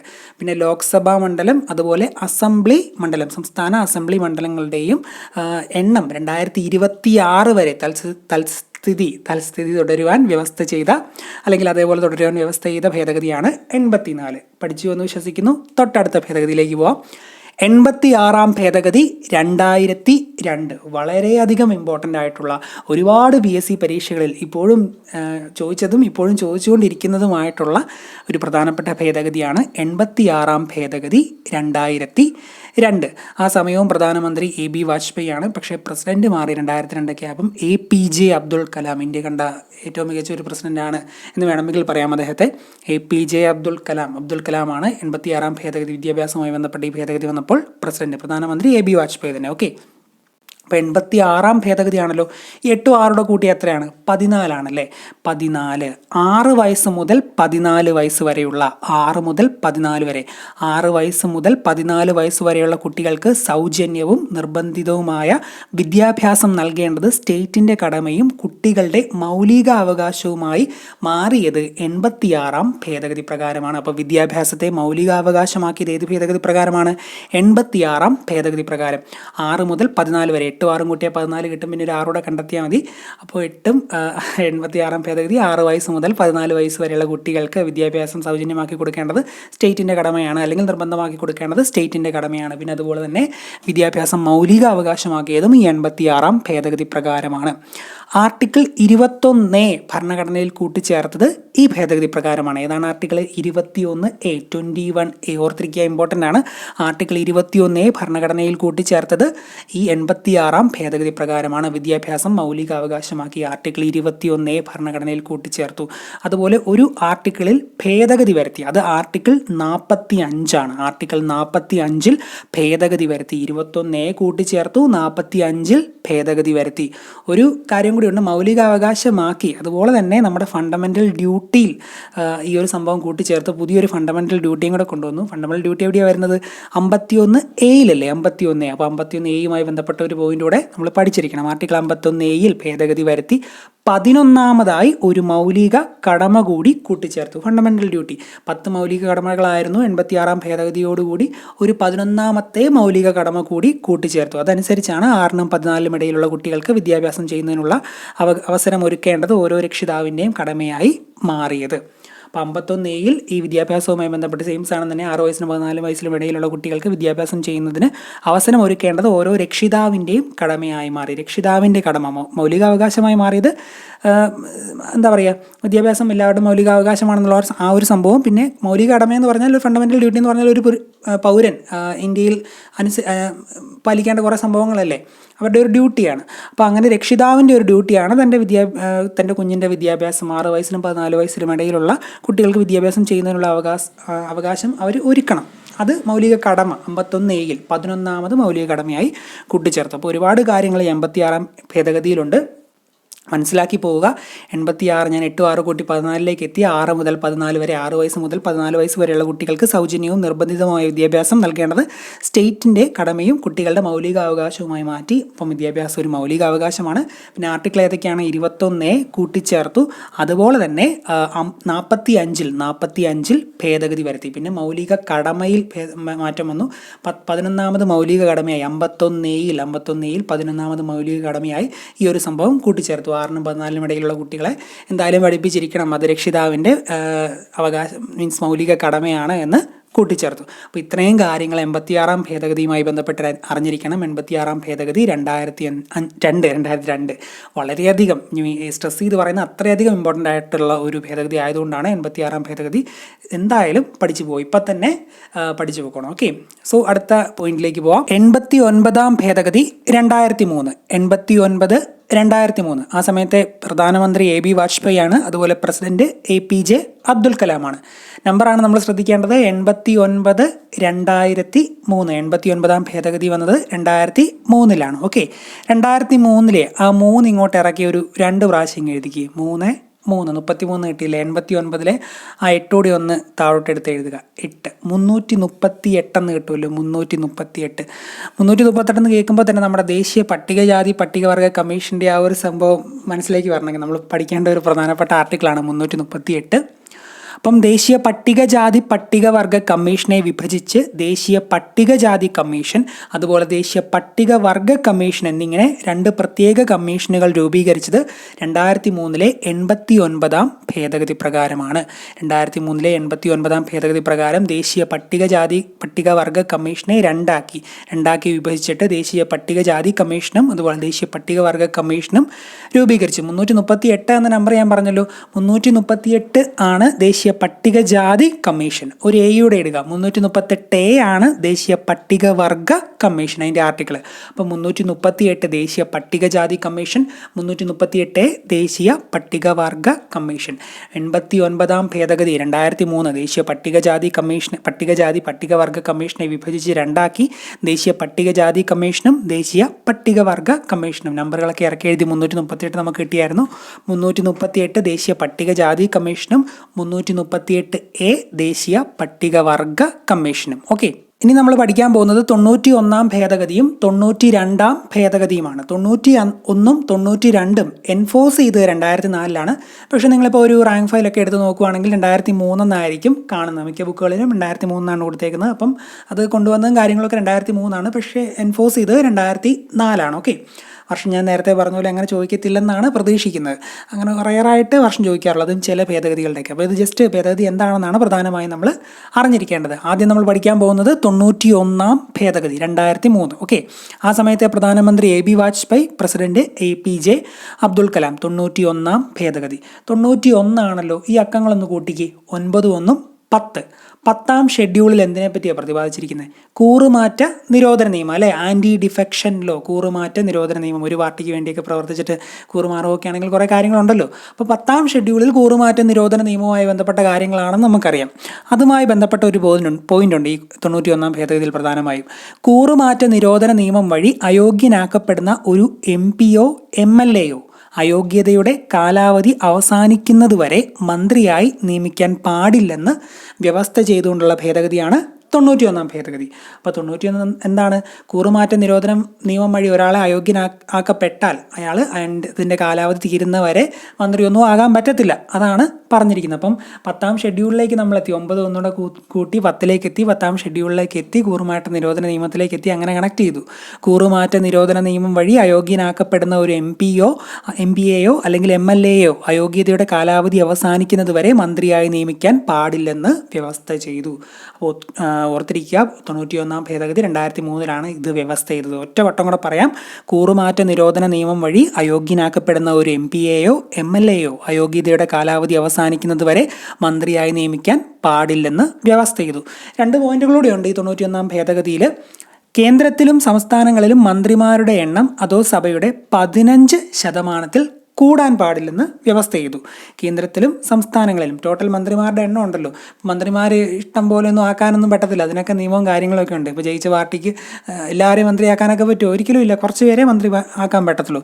അതെത്രയാണ്? 15%. 15% കൂടാൻ പാടില്ല. എത്രയാണോ എലക്റ്റഡ് അതിൻ്റെ 15% കൂടാൻ പാടില്ല.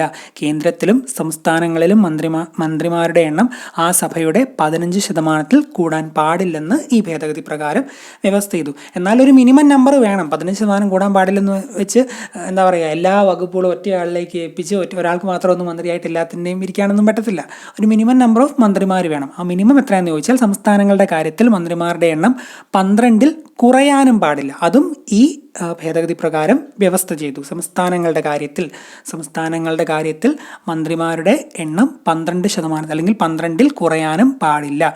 അപ്പം പറഞ്ഞ പോയിന്റുകൾ എന്തൊക്കെയാണ്? കേന്ദ്രത്തിലും സംസ്ഥാനങ്ങളിലും മന്ത്രിമാരുടെ എണ്ണം അധോസഭയുടെ 15% കൂടാൻ പാടില്ലെന്നും അതുപോലെ സംസ്ഥാനങ്ങളുടെ കാര്യത്തിൽ മന്ത്രിമാരുടെ എണ്ണം 12-ൽ കുറയാനും പാടില്ല. പിന്നെ ഏറ്റവും പ്രധാനപ്പെട്ടത് കൂറുമാറ്റ നിരോധന നിയമം വഴി മറ്റേ അയോഗ്യരാക്കപ്പെട്ട MPയെയോ MLAയോ ഒക്കെ ആ കാലാവധി തീരുന്നവരെ മന്ത്രിയാക്കാനൊന്നും പാടില്ലെന്ന് ഈ 91-ാം ഭേദഗതി പ്രകാരം വ്യവസ്ഥ ചെയ്തു. അപ്പം 91-ാം ഭേദഗതി നിങ്ങൾക്ക് മനസ്സിലായി എന്ന് വിശ്വസിക്കുന്നു. എന്നാലും ഞാൻ ഒന്നുകൂടി ഒന്ന് പറയാം. ഇപ്പം എന്താ പറയുക, പഠിക്കാത്തവർ ഈ രണ്ടാമത് പറയുന്ന കൂട്ടത്തിൽ തന്നെ അങ്ങ് പക്കായിട്ട് പഠിച്ചു വെക്കണം. 91, 9 ഒന്നും കൂടെ കൂട്ടി 10 എന്ന് കെട്ടി 10-ാം ഷെഡ്യൂളിൽ കൂറുമാറ്റ നിരോധന നിയമവുമായി ബന്ധപ്പെട്ട കാര്യങ്ങളാണ് പറയുന്നതെന്ന് ഞാൻ പറഞ്ഞു. സോ കൂറുമാറ്റ നിരോധന നിയമം വഴി അയോഗ്യനാക്കപ്പെടുന്ന ഒരു MPയെയോ MLAയോ അയോഗ്യതയുടെ കാലാവധി അവസാനിക്കുന്നത് വരെ മന്ത്രിയായി നിയമിക്കാൻ പാടില്ലെന്ന് വ്യവസ്ഥ ചെയ്തു. പിന്നെ 2 പോയിന്റുകളോടെ പറഞ്ഞല്ലോ മന്ത്രിമാരുടെ കാര്യങ്ങൾ. കേന്ദ്രത്തിലും സംസ്ഥാനങ്ങളിലും മന്ത്രിമാരുടെ എണ്ണം അതേസഭയുടെ 15% കൂടാൻ പാടില്ലെന്ന് വ്യവസ്ഥ ചെയ്തു. ഇനി സംസ്ഥാനത്താണെങ്കിൽ മിനിമം ഒരു 12 മന്ത്രിമാരെങ്കിലും വേണം അല്ലേ? സംസ്ഥാനങ്ങളുടെ കാര്യത്തിൽ മന്ത്രിമാരുടെ എണ്ണം 12-ൽ കുറയാനും പാടില്ല. ഇത്രയും കാര്യങ്ങളാണ് 91-ാം ഭേദഗതിയിൽ പറയുന്നത്. ഇനി 92, സിമ്പിളായിട്ട് പെട്ടെന്ന് തന്നെ ഞാനൊരു ചെറിയ കോഡ് വെച്ച് അതൊക്കെ പഠിപ്പിക്കാം. 92-ാം ഭേദഗതി, അതും 2003 എൻഫോഴ്സ് ചെയ്തത് 2004. 92-ാം ഭേദഗതി 2003. ഓക്കെ. ആ സമയം പ്രധാനമന്ത്രി AB വാജ്പേയി ആണ്, പ്രസിഡന്റ് APJ അബ്ദുൽ കലാം. 92 92. ഈ 9 2 അങ്ങ് ഗുണിച്ച് 9 2 ഗുണിക്കുമ്പം 18. നമ്മളൊക്കെ ഉപയോഗിക്കുന്ന എന്തെങ്കിലും പ്രശ്നത്തിൽ അകപ്പെട്ടാൽ, ഇപ്പോൾ കുറേ പേര് നമ്മളെ കൊല്ലാൻ ചുറ്റും കൂടി ഒരു വലിയൊരു പ്രശ്നത്തിൽ നമ്മൾ അകപ്പെടുവാണെങ്കിൽ നമ്മൾ ഉപയോഗിക്കുന്ന 18-ാമത്തെ അടവ് ഏതാണ്? നമ്മൾ ഓടി രക്ഷപ്പെടുമല്ലേ? അതല്ലാതെ വേറെ ഓപ്ഷൻ ഒന്നുമില്ല. ഒരു 10-15 പേര്, ഇപ്പോൾ എത്ര വലിയ ഫയൽമാൻ ഗുസ്തിക്കാരനാണെങ്കിലും 15 പേരൊക്കെ ചുറ്റും കൂടി നിന്നാൽ അടിക്കാൻ വന്നാൽ ഓടി രക്ഷപ്പെടുന്നേ പോകാൻ വഴിയുള്ളൂ. അല്ലാതെ അവരുടെ മുമ്പിലേക്ക് നെഞ്ചും മരിച്ചു എന്നാൽ നമ്മുടെ ബെസ്റ്റ് ആക്ടർ പറയുന്ന പോലെ അത്രയും മണ്ടത്തരമൊന്നും കാണിക്കരുത്. അപ്പം 18-ാമത്തെ അടവ് ഓടി രക്ഷപ്പെടുക എന്ന് പറഞ്ഞാൽ 9 × 2 18. 18-ാമത്തെ അടവ് ഓടി രക്ഷപ്പെടുക. ഇനി ചില സന്താനങ്ങൾ കാരണം ചില അപ്പന്മാർക്കൊക്കെ നാട് വിട്ട് തന്നെ ഓടേണ്ടി വരാറുണ്ട്, ബോർഡറിലൂടെ ഓടേണ്ടി വരാറുണ്ട്. അപ്പോൾ ഒരു അപ്പൻ്റെ ഗദ്ഗത ഞാൻ പറയാം. മൈ സന്താനങ്ങൾ കാരണം എനിക്ക് ബോർഡറിലൂടെ ഡോഗിനെ പോലെ ഓടേണ്ടി വന്നു. ബോർഡർ കടന്ന് ഡോഗിനെ പോലെ ഓടേണ്ടി വന്നു. ചില നല്ല സ്വഭാവക്കാരായ മക്കളായിരുന്നു, അതുകൊണ്ട് അപ്പന് നല്ല രീതിയിൽ നല്ല സുഖമാണ് കിട്ടിയത്. അപ്പം മൈ സന്താനങ്ങൾ കാരണം ബോർഡർ കടന്ന് ഡോഗിനെ പോലെ ഓടേണ്ടി വന്നു. മൈ സന്താനം ബോർഡർ ഡോഗിനെ പോലെ. പറയാൻ കാരണം എന്താണെന്ന് വെച്ചാൽ മൈഥിലി, സന്താളി, ബോഡോ, ദോഗ്രി എന്നീ 4 ഭാഷകളെ 8-ാം പട്ടികയിൽ ഉൾപ്പെടുത്തിയ ഭേദഗതിയാണ് 92-ാം ഭേദഗതി. മൈഥിലി, സന്താളി, ബോഡോ, ദോഗ്രി, മൈഥിലി, സന്താളി എങ്ങനെയാണ് ഓർഡറിൽ പറയുന്നത്? അപ്പോൾ ഈ ഭാഷകളെ 4 ഭാഷകളെ 8-ാം പട്ടികയിൽ ഉൾപ്പെടുത്തിയ ഭേദഗതിയാണ് 92-ാം ഭേദഗതി. അപ്പോൾ ഈ പട്ടിക അത് ഓർത്തിരിക്കാൻ വേണ്ടി, ഇപ്പം ലാംഗ്വേജ് എന്നുള്ള വാക്ക്, ഇംഗ്ലീഷ് വാക്ക് LANG, ആ അക്ഷരങ്ങളെല്ലാം കൂടെ ഒന്ന് കൂട്ടി നോക്കി 8 എണ്ണം ഇല്ലേ? അപ്പോൾ ലാംഗ്വേജ് എന്ന വാക്കിൽ 8 അക്ഷരമുണ്ട്. അപ്പം ഭാഷകളെ പറ്റി പറയുന്നത് 8-ാമത്തെ പട്ടികയിലാണ്, 8-ാമത്തെ ഷെഡ്യൂളാണെന്ന് ആ രീതിയിൽ ഓർത്തിരിക്കാമല്ലോ. സോ ബോഡോ, ദോഗ്രി, മൈഥിലി, സന്താളി എന്നീ 4 ഭാഷകളെ 8-ാം പട്ടികയിൽ ഉൾപ്പെടുത്തിയത് 92-ാം ഭേദഗതി പ്രകാരമാണ്. എങ്ങനെയാണ് നമ്മൾ കണക്ട് ചെയ്ത്? 9-നെ 2 കൊണ്ട് ഗുണിച്ചു 92, 9 × 2 18. 18-ാമത്തെ അടവ് ഓടുക. മൈ സന്താനങ്ങൾ കാരണം ബോർഡർ കടന്ന് ഡോഗിനെ പോലെ, പട്ടിയെ പോലെ ഓടേണ്ട ഗതി എനിക്ക് വന്നു എന്നൊരു അപ്പൻ നല്ലവരായ മക്കളെ പറ്റി പറഞ്ഞു എന്നൊരു സെൻറ്റൻസ് ഒക്കെ പറഞ്ഞ് മൈഥിലി, സന്താളി, ബോഡോ, ദോഗ്രി എന്നീ ഭാഷകൾ 8-ാം പട്ടികയിൽ 92-ാം ഭേദഗതി പ്രകാരം കൂട്ടിച്ചേർത്തു. ഓക്കെ. അപ്പോൾ ആ ഭേദഗതി നിങ്ങൾക്ക് മനസ്സിലായി എന്ന് വിശ്വസിക്കുന്നു. ഇനി അടുത്ത അമെൻമെൻറ്റിലേക്ക് പോകും. 92 കഴിഞ്ഞ് നമ്മൾ അടുത്ത പഠിക്കാൻ പോകുന്നത് 93-ാം ഭേദഗതി. ജസ്റ്റ് തൊട്ടടുത്ത നമ്പർ 93. 92 കഴിഞ്ഞ് 93. 92-ൽ പ്രധാനമന്ത്രി AB വാജ്പേയി ആയിരുന്നു. പക്ഷേ 93-ൽ പ്രധാനമന്ത്രി മാറുകയാണ്. 93 മ എന്ന അക്ഷരത്തിലേ തുടങ്ങുന്നത്. മൻമോഹൻ സിംഗ് ആണ് 93-ാം ഭേദഗതി വരുമ്പോൾ പ്രധാനമന്ത്രി. President APJ Abdul Kalam. പ്രധാനമന്ത്രി മൻമോഹൻ സിംഗ്, പ്രസിഡന്റ് APJ അബ്ദുൽ കലാം. അപ്പോൾ ആ ഒരു കൺഫ്യൂഷൻ 92-ൽ AB വാജ്പേയി ആണെന്ന് അറിയാവുന്നവർക്ക് 93 വെച്ച് നമ്മൾ മൻമോഹൻ സിംഗിലേക്ക് കണക്ട് ചെയ്ത് അത് പരീക്ഷയ്ക്ക് ചോദിച്ചാൽ എഴുതാമല്ലോ. അപ്പോൾ ആ ഒരു കൺഫ്യൂഷൻ എന്തായാലും അവിടെ വരത്തില്ല. പ്രധാനമന്ത്രി മൻമോഹൻ സിംഗ് ആണ്. അപ്പം വെച്ച് മൻമോഹൻ സിംഗിലേക്ക് എത്തി. മൻമോഹൻ സിംഗ് ആണ് ആ മന്ത്രിസഭയിൽ ഏറ്റവും മുന്നിൽ നിൽക്കുന്ന ആളല്ലേ? പ്രധാനമന്ത്രിയാണല്ലോ ഏറ്റവും മുന്നിൽ നിൽക്കുന്നത്. മൻമോഹൻ സിംഗ് മുന്നിൽ നിൽക്കുന്നു. മുന്നിൽ നിൽക്കുക. മുന്നിൽ നിൽക്കുന്ന ഒരാൾ ആർക്ക് ആണ് സഹായം ചെയ്യാൻ നോക്കുക? ഏറ്റവും മുന്നിൽ നിൽക്കുന്ന ആൾക്ക് പിന്നെ പ്രത്യേകിച്ച് അവരുടെ മുന്നിൽ ആരുമില്ല ഹെൽപ്പ് ചെയ്യാനോ അല്ലെങ്കിൽ വേറെ ഒന്നുമില്ല. അപ്പോൾ പുറകിൽ നിൽക്കുന്ന പിന്നാക്കം നിൽക്കുന്നവർക്കല്ലേ പുള്ളി സഹായവും കാര്യങ്ങളൊക്കെ ചെയ്യേണ്ടത്, മുന്നിൽ നിൽക്കുന്ന ആൾ. അപ്പോൾ പിന്നാക്കം നിൽക്കുന്നവർക്ക് വേണ്ടി ചെറിയൊരു സംഭവം കൊണ്ടുവന്നതാണ് ഈ 93-ാം ഭേദഗതി നോർത്തെ. സാമൂഹികവും വിദ്യാഭ്യാസപരവുമായി പിന്നാക്കം നിൽക്കുന്ന വിഭാഗങ്ങൾക്കും പട്ടികജാതി പട്ടികവർഗ വിഭാഗത്തിൽ പെടുന്നവർക്കും വിദ്യാഭ്യാസ സ്ഥാപനങ്ങളിൽ സംവരണം നൽകുന്നതിന് വ്യവസ്ഥ ചെയ്ത ഭേദഗതിയാണ് 93-ാം ഭേദഗതി. ഓർത്തിരിക്കുമല്ലോ. അപ്പം 93 എന്ന് പറഞ്ഞു, 3-ൽ നിന്ന് മൻമോഹൻ സിംഗിലേക്ക് എത്തി. മൻമോഹൻ സിംഗ് ഏറ്റവും മുന്നിൽ നിൽക്കുന്നു. സോ അതുകൊണ്ട് പിന്നാക്കം നിൽക്കുന്നവർക്ക് ഹെൽപ്പ് ചെയ്യുന്നു. പിന്നാക്കം നിൽക്കുന്ന വിഭാഗങ്ങൾക്കും പട്ടികജാതി പട്ടികവർഗത്തിൽ പെടുന്ന വിഭാഗങ്ങൾക്കും വിദ്യാഭ്യാസ സ്ഥാപനങ്ങളിൽ സംവരണം നൽകുന്നതിന് വ്യവസ്ഥ ചെയ്ത ഭേദഗതിയാണ് 93-ാം ഭേദഗതി. ഇത് എൻഫോഴ്സ് ചെയ്ത് ഞാൻ പറഞ്ഞു, എൻഫോഴ്സ് ചെയ്ത് 2006-ലാണ്. പക്ഷേ 2005 എന്നാണ് റാങ്ക് ഫയലൊക്കെ എടുത്ത് നോക്കിയാലും നിങ്ങൾ കാണുന്നത്. എൻഫോഴ്സ് ചെയ്ത് 2006-ലാണ്. ഓക്കെ, വർഷം അങ്ങനെ ചോദിക്കാൻ സാധ്യതയില്ല എന്ന് പ്രതീക്ഷിക്കുന്നു. അപ്പോൾ 93-ാം ഭേദഗതി സാമൂഹികമായി പിന്നാക്കം നിൽക്കുന്നവർക്കും പട്ടികജാതി പട്ടിക വിഭാഗങ്ങളിൽ പെടുന്നവർക്കും വിദ്യാഭ്യാസ സ്ഥാപനങ്ങളിൽ സംവരണം നൽകുന്നതിന് 93-ാം ഭേദഗതി. ഓക്കെ, അടുത്തത് 94-ാം ഭേദഗതിയാണ് നമ്മൾ പഠിക്കേണ്ടത്. 2006 വർഷം. 94-ാം ഭേദഗതി 2006. 2006 എന്തായാലും മൻമോഹൻ സിംഗ് തന്നെയാണല്ലോ പ്രസിഡന്റ്. APJ അബ്ദുൽ കലാം. പുതുതായി രൂപീകരിക്കപ്പെട്ട ഛത്തീസ്ഗഡ്, ജാർഖണ്ഡ് എന്നീ സംസ്ഥാനങ്ങളിൽ ഓരോ ട്രൈബൽ വെൽഫെയർ മന്ത്രിമാരെ നിയമിക്കുന്നതിന് വ്യവസ്ഥ ചെയ്ത ഭേദഗതിയാണ് 94-ാം ഭേദഗതി. ഓർത്തിരിക്കാൻ വേണ്ടി ചെറിയൊരു കണക്ഷൻ ഞാൻ പറയാം. 94 94, 9 എന്ന നമ്പർ വായിക്കാം, പിന്നെ 4-നെ 4 എന്നും വായിക്കാം. 94-ാം ഭേദഗതി. ഓക്കെ, അപ്പം 9-ൽ നിന്ന് നൈറ്റിലേക്ക് എത്താമല്ലോ.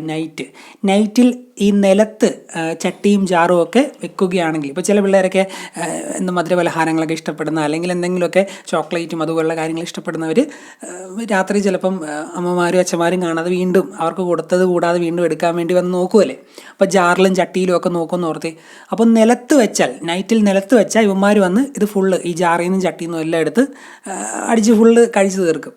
അതുകൊണ്ട് നിലത്ത് വെച്ചാൽ ശരിയാവത്തില്ല. എവിടെയെങ്കിലും മുകളിൽ ഇവന്മാർക്ക് കൈ എത്താത്ത സ്ഥലത്ത് വെക്കണം എന്ന് ഓർത്തി. അപ്പോൾ നൈറ്റിൽ നിലത്ത് വെച്ചാൽ, ചട്ടിയും ജാറുമൊക്കെ നിലത്ത് വെച്ചാൽ, നിലത്ത് 9, 4, നിലത്തിൽ നിന്ന് 4-ലേക്ക് എത്താം, 94 നമ്പറിലേക്ക് എത്താമല്ലോ.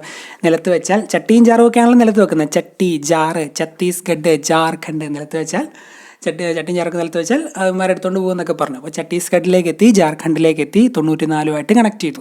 പുതുതായി രൂപീകരിക്കപ്പെട്ട ഛത്തീസ്ഗഡ്, ജാർഖണ്ഡ് എന്നീ സംസ്ഥാനങ്ങളിൽ ഓരോ ട്രൈബൽ വെൽഫെയർ മന്ത്രിമാരെ നിയമിക്കുന്നതിന് വ്യവസ്ഥ ചെയ്ത ഭേദഗതിയാണ് 94-ാം ഭേദഗതി. വർഷം 2006. അപ്പം പുതിയതായി രൂപീകരിക്കപ്പെട്ട ഛത്തീസ്ഗഡ്, ജാർഖണ്ഡ് എന്നീ സംസ്ഥാനങ്ങളിൽ ഓരോ ട്രൈബൽ വെൽഫെയർ മിനിസ്റ്റർമാരെ നിയമിക്കുന്നതിന് വ്യവസ്ഥ ചെയ്ത ഭേദഗതിയാണ് 94-ാം ഭേദഗതി. ഓക്കെ, അടുത്ത നമ്മൾ പഠിക്കാൻ പോകുന്നത് 95-ാം ഭേദഗതിയാണ്. വർഷം 2010.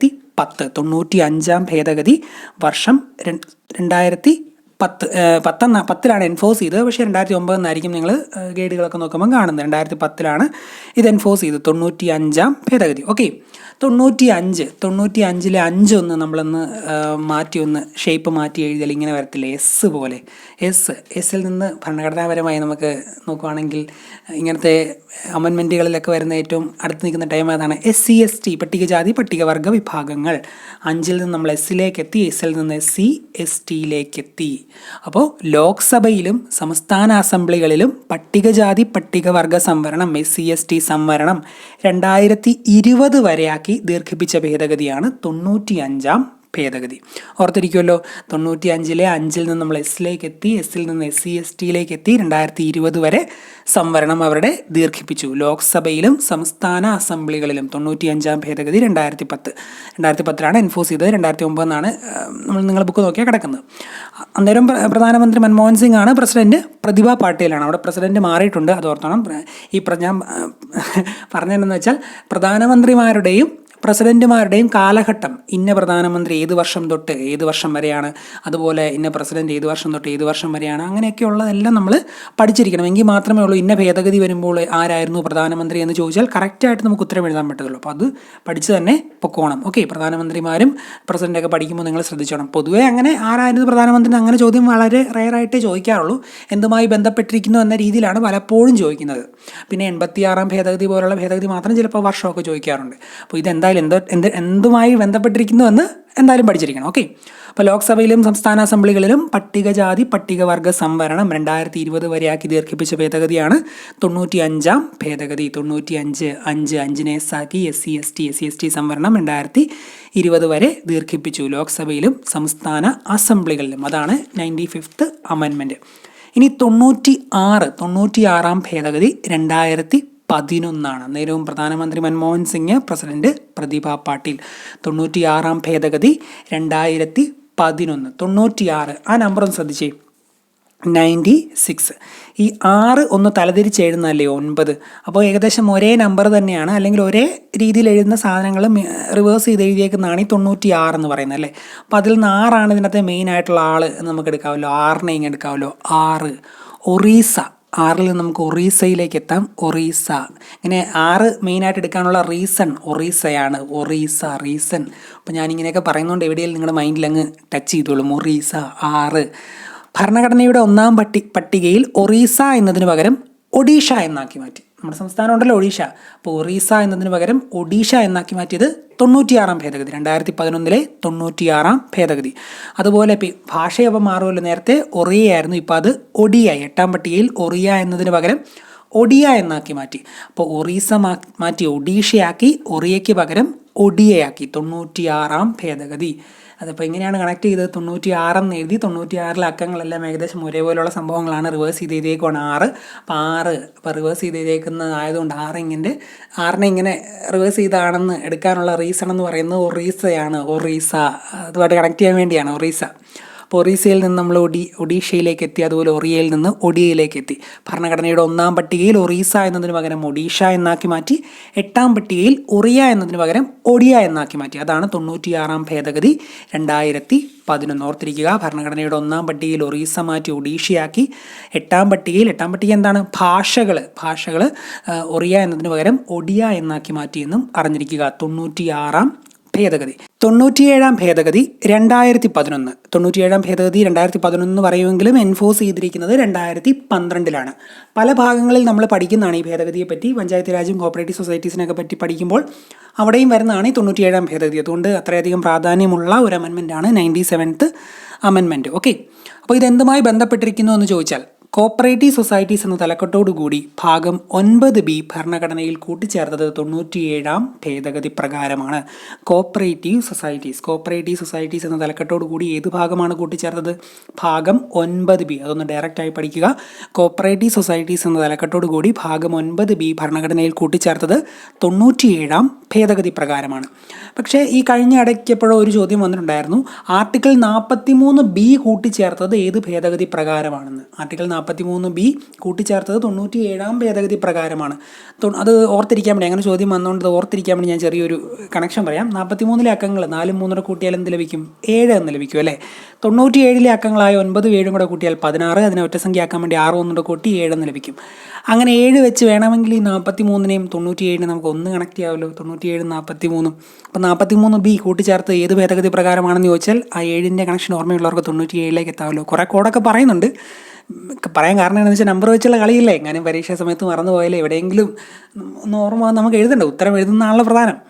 അപ്പോൾ 97-ാം ഭേദഗതി പ്രകാരമാണ് 43B കൂട്ടിച്ചേർത്തത്. അതുപോലെ തന്നെ ആർട്ടിക്കിൾ 19(1)(c) ഭേദഗതി ചെയ്തു. ആർട്ടിക്കിൾ 19(1)(c) ഭേദഗതി ചെയ്തത് 97-ാം ഭേദഗതി പ്രകാരമാണ്. 3 പോയിന്റുകളാണ് അതിനകത്തുള്ളത്. 97-ാം ഭേദഗതി പ്രകാരം കോപ്പറേറ്റീവ് സൊസൈറ്റീസ് എന്ന തലക്കെട്ടോടുകൂടി ഭാഗം 9B ഭരണഘടനയിൽ കൂട്ടിച്ചേർത്തു. ആർട്ടിക്കിൾ 43B കൂട്ടിച്ചേർത്തു. അതുപോലെ തന്നെ 19(1)(c)യിൽ ഭേദഗതി ചെയ്തു. ഒറ്റോടെ പറയാം.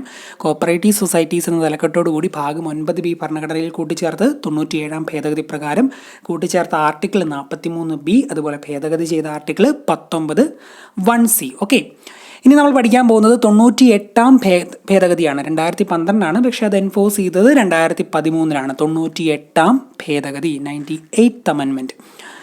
ആ സമയത്ത് പ്രധാനമന്ത്രി മൻമോഹൻ സിംഗ് തന്നെയാണ്. നമുക്കറിയാം 2014 വരെ എന്തായാലും മൻമോഹൻ സിംഗ് ആണ് പ്രസിഡന്റ്. പ്രണവ് മുഖർജിയാണ് പ്രസിഡന്റ് മാറി. പ്രണവ് മുഖർജിയാണ് 2012-13 കാലഘട്ടത്തിൽ ഈ ഭേദഗതി വന്നപ്പോൾ, 98-ാം ഭേദഗതി വന്നപ്പോൾ പ്രസിഡന്റ്.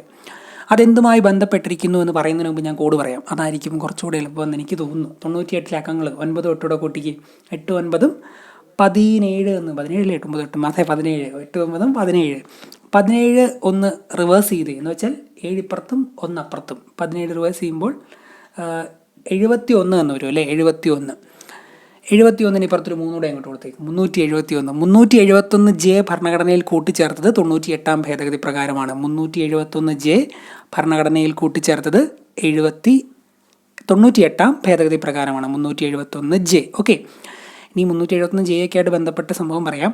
കർണാടക സംസ്ഥാനത്തിന് വേണ്ടി പ്രത്യേക വകുപ്പുകൾ കൂട്ടിച്ചേർത്തു. കർണാടക സംസ്ഥാനത്തിന് വേണ്ടി പ്രത്യേക വകുപ്പുകൾ കൂട്ടിച്ചേർത്തു. അപ്പോൾ നമ്മൾ ഈ ഇത് പറഞ്ഞപ്പോൾ 98-ാം ഭേദഗതി പറഞ്ഞപ്പോൾ ഏത് നമ്പറിൽ നിന്നാണ് തുടങ്ങിയത്? 98 കൂട്ടി 17 എത്തിയല്ലേ, ഒരു 1ഉം 7ഉം കിട്ടിയല്ലേ. ഈ 1ഉം 7ൻ്റെ വ്യത്യാസം എത്രയാണ്? 7ൽ നിന്ന് 1 പോയാൽ 6ആണ്. 6 എന്ന് പറയുന്നത് ഒരു പുരാണ കഥ വെച്ച് പറയാം, വലിയ ഓടൊക്കെയാണ്, പക്ഷേ ഓർത്തിരിക്കാൻ വേണ്ടിയാണ് ഞാൻ ഈ നീട്ടിയൊക്കെ പറയുന്നത്, എപ്പോഴും പറയുന്നത്. നിങ്ങൾക്ക് ഓട് ചിലർക്ക് ഇഷ്ടമില്ലാത്തവരുണ്ട്.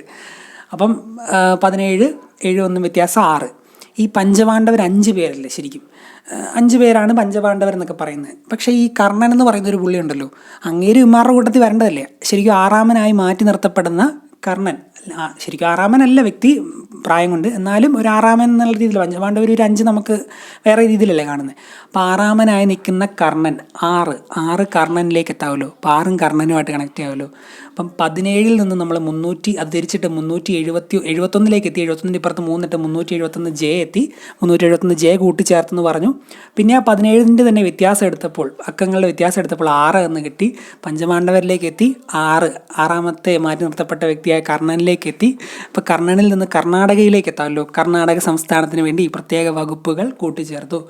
ഈ എന്താ പറയുക, പശുവിനെ കെട്ടി പശുവിൻ്റെ കെട്ടിയേക്കുന്ന കയറിനെ പറ്റി വാക്ക് എഴുതുന്ന പോലെയുള്ള കോടൊക്കെയാണ്, നീണ്ട കോടൊക്കെയാണ്. പക്ഷേ ഇങ്ങനെയൊക്കെ പറയുമ്പോൾ എവിടെയെങ്കിലും നിങ്ങൾ ഓർത്തിരിക്കുമെന്ന് ഞാൻ വിശ്വസിക്കുന്നു. അപ്പോൾ 371 ജെ കർണാടക സംസ്ഥാനത്തിന് വേണ്ടി പ്രത്യേക പദവികൾ കൂട്ടിച്ചേർത്തു. ഹൈദരാബാദ് കർണാടക പ്രദേശത്തിന് വേണ്ടി പ്രത്യേക വികസന ബോർഡ് രൂപീകരിക്കാൻ കർണാടക ഗവർണറെ ചുമതലപ്പെടുത്തി. അപ്പം ഓർത്തിരിക്കുക, ആർട്ടിക്കിൾ 371 ജെ ഭരണഘടനയിൽ കൂട്ടിച്ചേർത്തത് 98-ാം ഭേദഗതി പ്രകാരമാണ്.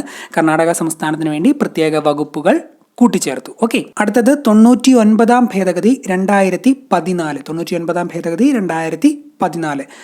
ഈ ഭേദഗതി വരുമ്പോൾ 2014 പുതിയ ഗവൺമെൻറ് അധികാരം വന്നിരുന്നു. നരേന്ദ്രമോദിയാണ് പ്രധാനമന്ത്രി നരേന്ദ്രമോദി, പ്രസിഡന്റ് പ്രണവ് മുഖർജി. ഓക്കെ, 99-ാം ഭേദഗതി വരുമ്പോൾ പ്രധാനമന്ത്രി നരേന്ദ്രമോദി, പ്രസിഡന്റ് പ്രണവ് മുഖർജി.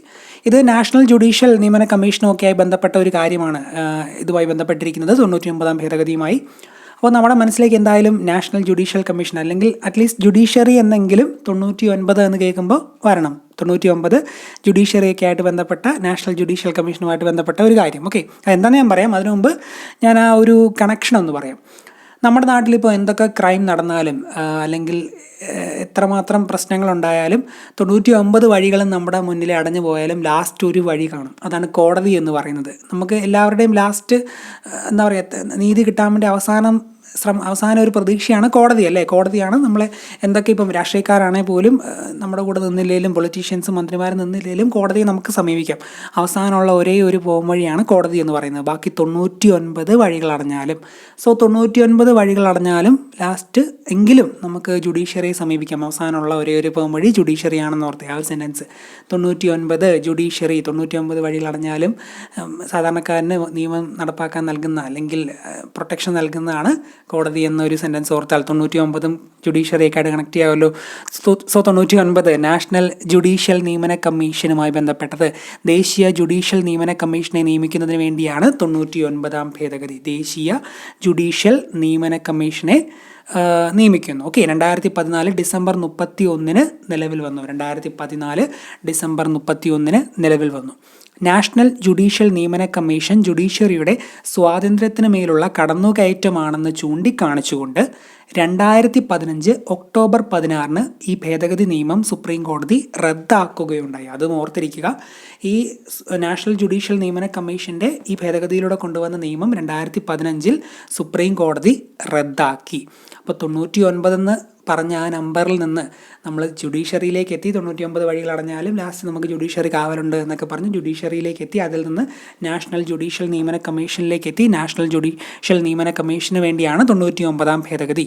അപ്പോൾ അത് ഓർത്തിരിക്കുമെന്ന് വിശ്വസിക്കുന്നു. ഇനി 2015 ഒക്ടോബർ 16 2015 സുപ്രീം കോടതി ഇതിനെ റദ്ദാക്കി. 99 ഭേദഗതി പ്രകാരം വന്ന നാഷണൽ ജുഡീഷ്യൽ നിയമന കമ്മീഷനെ റദ്ദാക്കി 2015 ഒക്ടോബർ 16. ഓക്കെ, ഇനി 99 ഭേദഗതി റദ്ദാക്കിയ ഭരണഘടനാ ബെഞ്ചിലെ ജഡ്ജിമാരാര് എന്നൊക്കെ കൂടെ ഒന്ന് അറിഞ്ഞിരിക്കുക. JS ഖേഹാർ, മദൻ ലോക്കൂർ, കുര്യൻ ജോസഫ്, ആദർശ് കുമാർ ഗോയൽ, അതുപോലെ ജസ്റ്റിസ് ചെലമേശ്വർ. ഇത്രയും പേരാണ് 99 ഭേദഗതി റദ്ദാക്കിയ ഭരണഘടനാ ബെഞ്ചിലെ ജഡ്ജിമാർ. JS ഖേഹാർ, മദൻ ബി ലോക്കൂർ, അതുപോലെ കുര്യൻ ജോസഫ്, ആദർശ് കുമാർ ഗോയൽ, ജസ്റ്റിസ് ചെലമേശ്വർ. ഇത്രയും പേരുമുണ്ടെന്ന് അറിഞ്ഞിരിക്കുക. അപ്പോൾ 99 ഭേദഗതി നാഷണൽ ജുഡീഷ്യൽ നിയമന കമ്മീഷനുമായി ബന്ധപ്പെട്ടിരിക്കുന്നു. 2014 ഒക്ടോബർ 31 നിലവിൽ വന്നു. പക്ഷേ 2014 ഡിസംബർ 31 നിലവിൽ വന്നു. 2015 ഒക്ടോബർ 16 സുപ്രീം കോടതി ഇത് റദ്ദാക്കി. എന്തിൻ്റെ പേരിലാണ് റദ്ദാക്കിയത്? നാഷണൽ ജുഡീഷ്യൽ നിയമന കമ്മീഷൻ ജുഡീഷ്യറിയുടെ സ്വാതന്ത്ര്യത്തിന് മേലുള്ള കടന്നുകയറ്റമാണെന്ന് ചൂണ്ടിക്കാണിച്ചുകൊണ്ടാണ് റദ്ദാക്കിയത്. അടുത്തത് 100ാം ഭേദഗതി, വർഷം 2015. പ്രധാനമന്ത്രി നരേന്ദ്രമോദി തന്നെയാണ്, പ്രസിഡന്റ് പ്രണബ് മുഖർജി. ഓക്കെ, 100ാം ഭേദഗതി 2015 മെയ് 28 പ്രസിഡന്റിന്റെ അംഗീകാരം ലഭിച്ചു. ഇനി എന്താണ് ഈ 100ാം ഭേദഗതി? അത് പറയുന്നതിന് മുമ്പ് ഞാൻ ചെറിയൊരു കാര്യം പറയാം. ഇപ്പോൾ നിങ്ങളുടെ വീട്ടിലെ ഇപ്പോൾ നിങ്ങൾക്ക് വീടിന് ചുറ്റും സ്ഥലമുണ്ടല്ലോ, നിങ്ങളുടെ സ്ഥലം നിങ്ങളുടെ അയൽവക്കത്തെ വീട്ടുകാരൻ കുറച്ച് എന്താ പറയുക, അതിലൊക്കെ ഇളക്കി കുറച്ചൊന്ന് അവരുടെ സ്ഥലമാക്കി കയറ്റിയെടുത്താലോ, മതിലൊക്കെ പൊളിച്ച് 100% അടി ഉറപ്പല്ലേ. അപ്പോൾ ഈ ഒരു സംഭവം സ്ഥലത്തിൻ്റെ പരിപാടി, അതിപ്പം വലിയ വലിയ രാജ്യങ്ങൾ തമ്മിലാണെങ്കിലും ചെറിയ വീടുകൾ തമ്മിലാണെങ്കിലും എന്തായാലും സ്ഥലം കുറച്ചൊന്ന് കയറ്റിയെടുക്കുകയാണെങ്കിൽ അടി ഉറപ്പാണ്, 100% അടി ഉറപ്പാണ്. അതിർത്തി തർക്കത്തിൻ്റെ പേരിൽ പലരും കുത്തിക്കൊന്നു വെട്ടിക്കൊന്നു എന്നൊക്കെയുള്ള വാർത്തകൾ പോലും പത്രങ്ങളിൽ വരാറുണ്ട്. അപ്പോൾ സ്ഥലം കയറ്റിയെടുത്താൽ, ലാൻഡ് കയറ്റിയെടുത്താൽ അടി ഉറപ്പാണ്, 100% ഉറപ്പാണ് എന്ന് ഓർത്തേ, 100% ഉറപ്പാണ്. അതിപ്പം ബംഗ്ലാവിൽ താമസിക്കുന്ന ഭയങ്കര ധനികരായിട്ടുള്ളവരുടെ ഒരു 1/2 സെൻറ്റ് എടുത്താൽ പോലും അടിയുണ്ടാകും. കുടിലുള്ളവരാണെങ്കിലും അടിയുണ്ടാക്കും, ബംഗ്ലാവിലുള്ളവരാണെങ്കിലും കുടിലുള്ളവരാണെങ്കിലും അടിയുണ്ടാക്കും. പറഞ്ഞ കാര്യങ്ങൾ ശ്രദ്ധിച്ചല്ലോ. 100% അടിയുണ്ടാകും. 100ാം ഭേദഗതി ലാൻഡ് കയറ്റിയെടുത്താൽ land agreement, land boundary agreement, ഇന്ത്യയും ബംഗ്ലാദേശും തമ്മിലുള്ള ലാൻഡ് ബൗണ്ടറി എഗ്രിമെൻറ്റ് നടപ്പിലാക്കുന്നതിന് വേണ്ടിയാണ് 100ാം ഭേദഗതി. അപ്പം 100% ലാൻഡ് കയറ്റിയെടുത്താൽ അടിയുണ്ടാകും. 100ാം ഭേദഗതി ലാൻഡ് ബൗണ്ടറി എഗ്രിമെൻറ്റ്, ഇന്ത്യയും ബംഗ്ലാദേശും തമ്മിലുള്ള ലാൻഡ് ബൗണ്ടറി എഗ്രിമെൻറ്റ് നടപ്പിലാക്കുന്നതിന് വേണ്ടിയാണ് 100ാം ഭേദഗതി 2015. ഇനി ഈ കരാറ് പ്രകാരം 51 ബംഗ്ലാദേശ് അധിനിവേശ പ്രദേശങ്ങൾ ഇന്ത്യക്ക് ലഭിക്കുകയും 111 പ്രദേശങ്ങൾ ബംഗ്ലാദേശിന് വിട്ടു നൽകുകയും ചെയ്തു. ബംഗ്ലാദേശിന് കിട്ടിയത് 111, ഇന്ത്യക്ക് കിട്ടിയത് 51. ബംഗ്ലാദേശിന് 111, ഇന്ത്യക്ക് 51. ഓർത്തിരിക്കുമല്ലോ. കരാർ പ്രകാരം 51 ബംഗ്ലാദേശ് അധിനിവേശ പ്രദേശങ്ങൾ ഇന്ത്യക്ക് ലഭിക്കുകയും ഇന്ത്യ 111 പ്രദേശങ്ങൾ ബംഗ്ലാദേശിന് വിട്ടു നൽകുകയും ചെയ്തു. സോ 100ാം ഭേദഗതി ലാൻഡ് ബൗണ്ടറി എഗ്രിമെൻറ്റ് ഇന്ത്യയും ബംഗ്ലാദേശും തമ്മിൽ അത് നടപ്പിലാക്കി. ഇത് പ്രകാരം 51 സ്ഥലം ഇന്ത്യക്കും 111 സ്ഥലം ബംഗ്ലാദേശിനും കിട്ടി. അപ്പം 100ാം ഭേദഗതി 2015 എന്നും പ്രധാനമന്ത്രി നരേന്ദ്രമോദി, പ്രസിഡന്റ് പ്രണബ് മുഖർജിയാണെന്നൊക്കെ ഓർത്തിരിക്കുക. ഇന്ത്യയും ബംഗ്ലാദേശും തമ്മിലുള്ള land boundary agreement. Next one 101ാം ഭേദഗതി 2016 വളരെയധികം പ്രധാനപ്പെട്ട, നിങ്ങളെല്ലാവരും എന്തായാലും ഒരു കോഡും ഇല്ലെങ്കിൽ പോലും കാണാതെ പഠിച്ചിരിക്കേണ്ട ഒരു ഭേദഗതിയാണ് 101ാം ഭേദഗതി 2016. ഓക്കെ, നമ്മളിപ്പോൾ ഒരു സാധനം കടയിൽ നിന്ന് മേടിക്കുകയാണെങ്കിൽ 100 രൂപയാണ് അതിൻ്റെ വിലയെങ്കിൽ, അപ്പം മേടിച്ച് ബില്ലടിക്കുമ്പോൾ ചിലപ്പം എന്താ പറയുക, സ്റ്റേറ്റ് GST ഇത്ര, സെൻട്രൽ GST ഇത്ര എന്ന് പറഞ്ഞാൽ അതിൻ്റെ വില 101 മാറും. അപ്പോൾ ആ രീതിയിൽ ഓർത്ത് 100 രൂപയുടെ സാധനം മേടിച്ചപ്പോൾ 1 രൂപ GST കൊടുത്തു. 101ാം ഭേദഗതി GSTയെ പറ്റി പ്രതിപാദിക്കുന്നു. 101ാം ഭേദഗതി GSTയെ പറ്റി പ്രതിപാദിക്കുന്നു. അന്നേരം പ്രധാനമന്ത്രി നരേന്ദ്രമോദി, പ്രസിഡന്റ് പ്രണബ് മുഖർജിയാണ്. 101ാം ഭേദഗതി GSTയെ പറ്റി പ്രതിപാദിക്കുന്നു. 122ാം ഭേദഗതി ബില്ലാണ് 101ാം ഭേദഗതിക്ക്. 122ാം ഭേദഗതി ബില്ല്. കുറച്ച് ഡേറ്റുകൾ നമ്മൾ ഓർത്തിരിക്കണം 101ാം ഭേദഗതിയുമായി ബന്ധപ്പെട്ട്. അതെന്താണെന്ന് വെച്ചാൽ 2016 സെപ്റ്റംബർ 8 101ാം ഭേദഗതിക്ക് പ്രസിഡന്റിൻ്റെ അംഗീകാരം ലഭിച്ചത്. 2016 സെപ്റ്റംബർ 8 അംഗീകാരം ലഭിച്ചത്. അതുപോലെ 2017 ജൂലൈ 1 GST നിലവിൽ വന്നു. 2017 ജൂലൈ 1 നിലവിൽ വന്നു. 2016 സെപ്റ്റംബർ 8 പ്രസിഡന്റിൻ്റെ അംഗീകാരം ലഭിച്ചു. സോ 101 ഭേദഗതി എന്തിനെപ്പറ്റി പ്രതിപാദിക്കുന്നു? GST പറ്റി പ്രതിപാദിക്കുന്നു. അതുപോലെ 246A GSTയുമായി ബന്ധപ്പെട്ട് കൂട്ടിച്ചേർത്ത അനുച്ഛേദമാണ് 246A. GSTയുമായി ബന്ധപ്പെട്ട് കൂട്ടിച്ചേർത്ത അനുച്ഛേദം 246A. GST കൗൺസിലാണെങ്കിൽ 279. GST കൗൺസിലുമായി ബന്ധപ്പെട്ട അനുച്ഛേദം 279. GST 246A, GST council 279. Okay, അപ്പോൾ 101 ഭേദഗതി GSTയുമായി ബന്ധപ്പെട്ടിരിക്കുന്നു. 2016 സെപ്റ്റംബർ 8 പ്രസിഡന്റ് അംഗീകാരം നൽകി. 2017 ജൂലൈ 1 മുതൽ നിലവിൽ വന്നു. ഡേറ്റും ഓർത്തിരിക്കണം. 2016 സെപ്റ്റംബർ 8 പ്രസിഡന്റിൻ്റെ അംഗീകാരം ലഭിച്ചു. 2017 ജൂലൈ 1 നിലവിൽ വന്നു. 246A GSTയുമായി ബന്ധപ്പെട്ടിരിക്കുന്നു. 279A GST കൗൺസിലുമായി ബന്ധപ്പെട്ട ആർട്ടിക്കിളാണെന്നും ഓർത്തിരിക്കുക. അടുത്തത് 102 ഭേദഗതിയും 103 ഭേദഗതിയുമാണ് നമ്മൾ പഠിക്കാൻ പോകുന്നത്. 102 ഭേദഗതി 123 ബില്ലും 103 ഭേദഗതി 124 ഭേദഗതി ബില്ലുമാണ്. അപ്പം 102-ൽ 123, 103-ൽ 124.